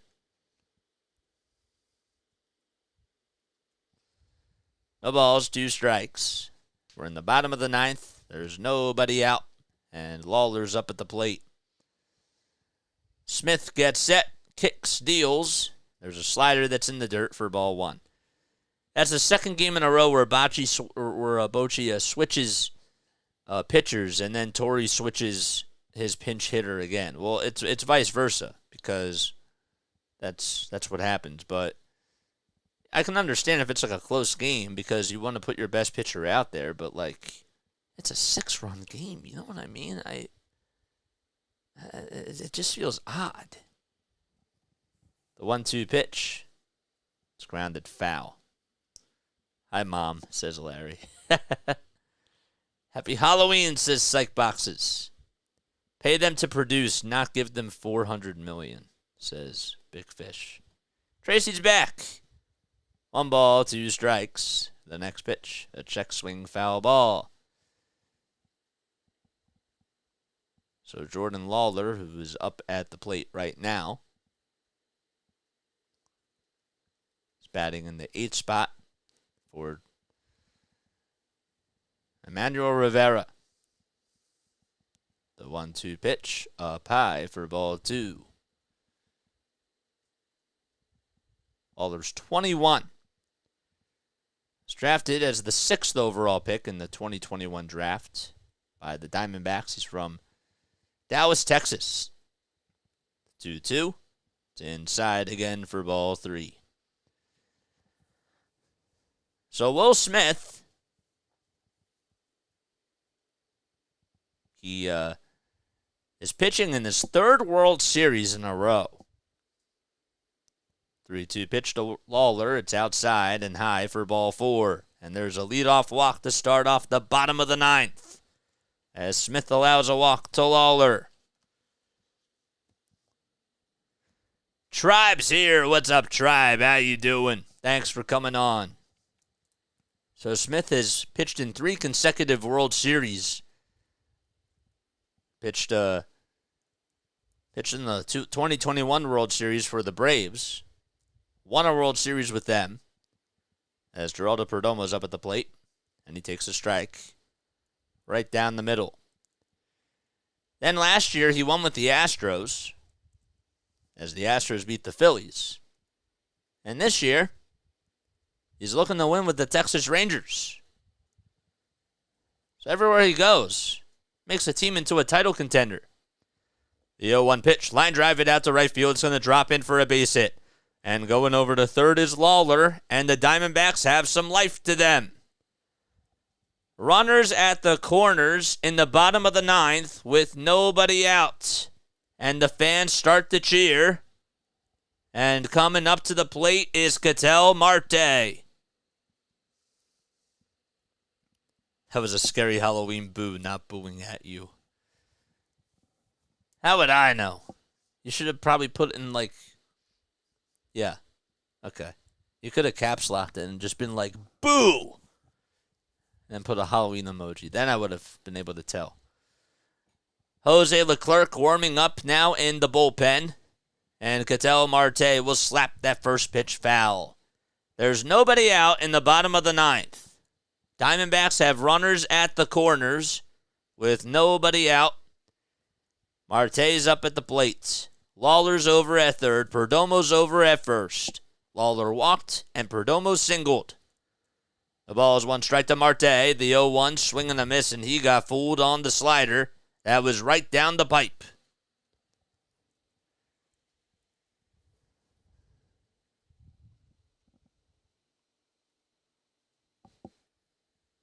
Oh, and 2 is the count. Rally towels waving in Game 4 of the World Series.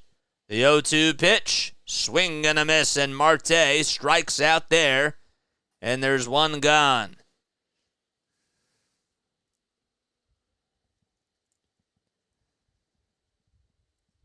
Ooh, he swung on that pretty badly. So Marte goes down swinging, and Corbin Carroll is up to bat. Gabriel Marino waits in the on-deck circle. First pitch to Carroll. It's up high for ball 1.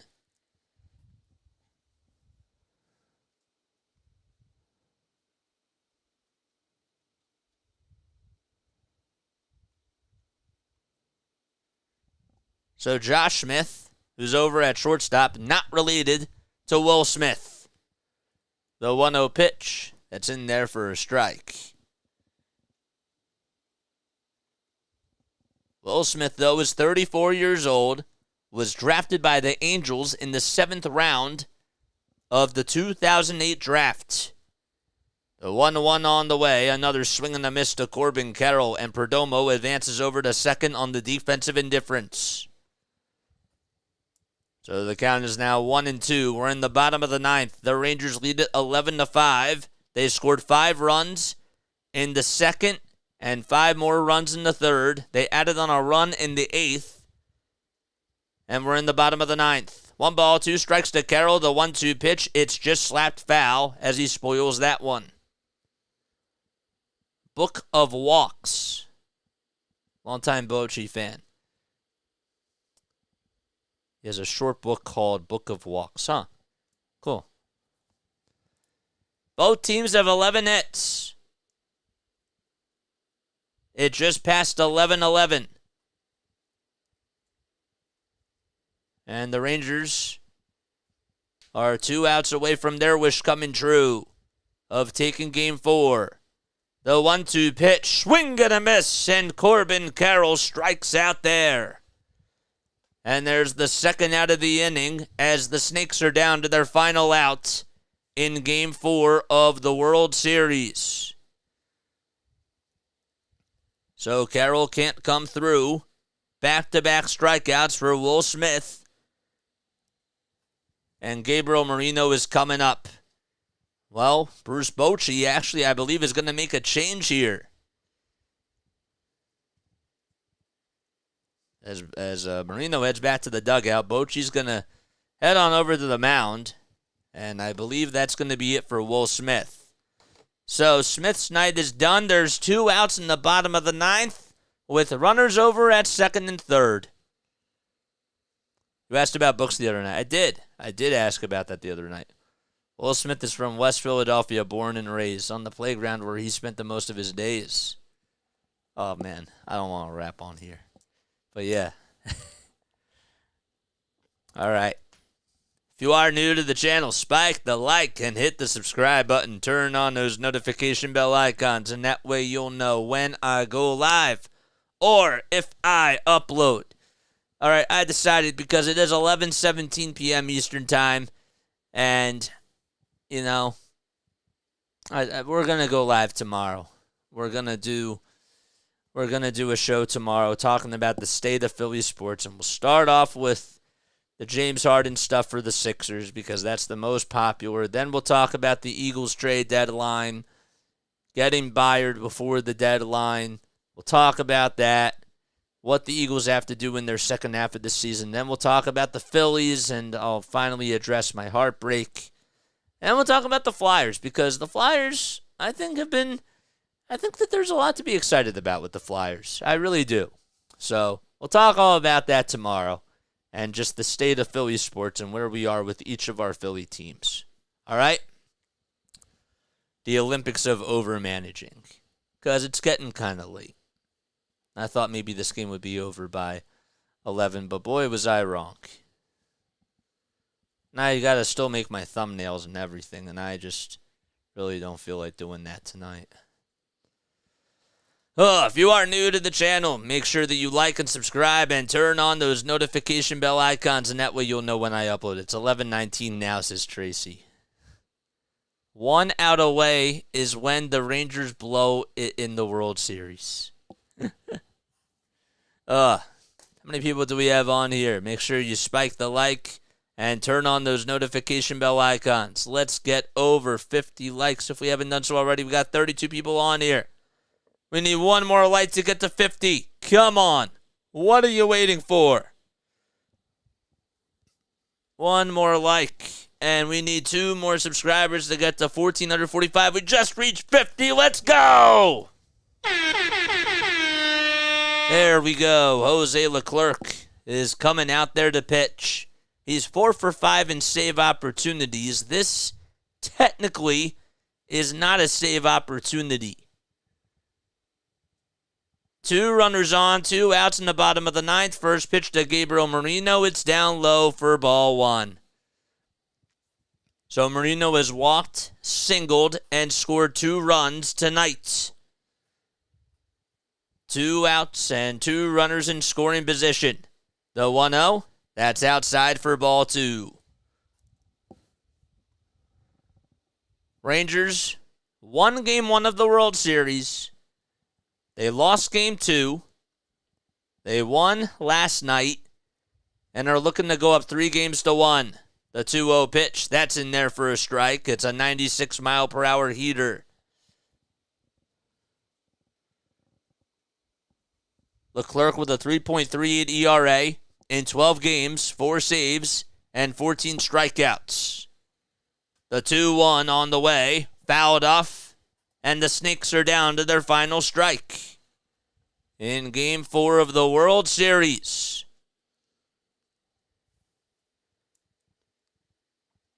Snakes fans looking pretty scared out there, but some are waving the rally towels. Marino's up at the plate. 2 balls, 2 strikes, 2 outs with 2 runners on. The 2-2 pitch, ground ball hit back up the middle for a base hit. 1 run comes in to score. The second run comes in. It's a 2-run single by Gabriel Marino. It's now 11-7, Texas.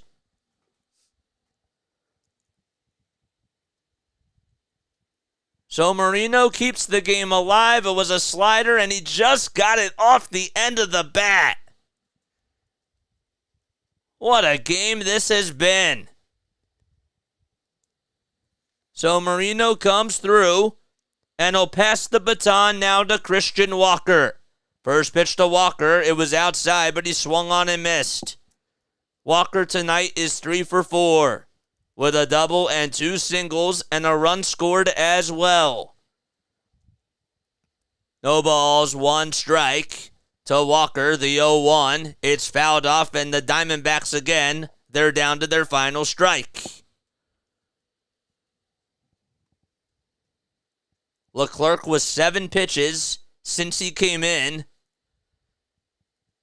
Marino's over at first. He got on with a 2-run single. And it's an 0-2 count to Walker.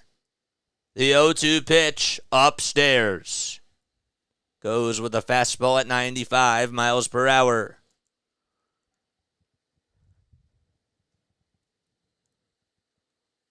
One ball, 2 strikes. Leclerc gets set at the letters.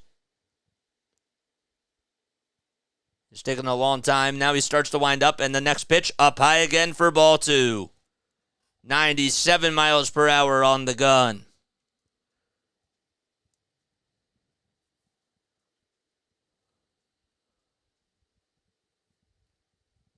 Two balls, 2 strikes, and 2 outs in the bottom of the 9th. It's 11-7, Texas. The 2-2 pitch, foul ball, hit over towards the first base side. And there to make the catch is Nathaniel Lowe in foul ground. And that's the ball game. So the Rangers hang on. It got a little dicey at the end as the Arizona Diamondbacks scored 6 of their 7 runs in the 8th and 9th innings combined. But the Rangers now lead the series 3-1 as Game 5 of the World Series will be tomorrow night.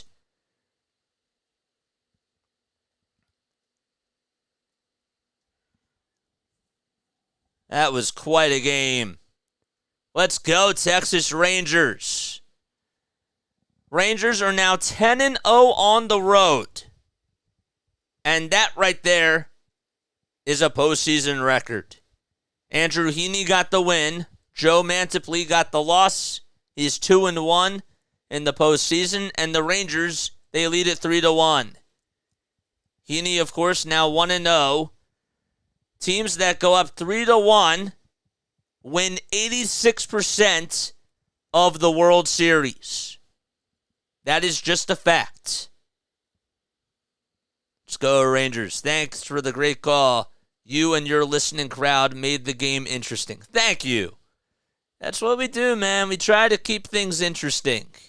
And we will certainly be back on tomorrow night. And again, we'll be going on for our State of the Philly Sports. We'll be doing that podcast tomorrow. More on that to come later tonight and when we're going to be doing it. All right? So make sure you have those notification bell icons turned on so that way you know when I go live or when I'm planning on doing something because that's the ticket. That's what you got to do. Rangers needed 4 pitchers to get through 2 innings, says Larry. Rangers are winning tomorrow against Gallen. I don't know, man. This series, I think, could still go to 7. I just have a gut feeling that it possibly could. So, that was fun. Different type of a game. All right, so that's going to do it. My name is Jason Joseph. This, of course, is Play-by-Play with JJ. I love each and every one of you so much. Again, on the way out, click that like button and hit that subscribe button. All right, have a great night, everybody. Lila Tove. I will catch you all on the next one. Peace out.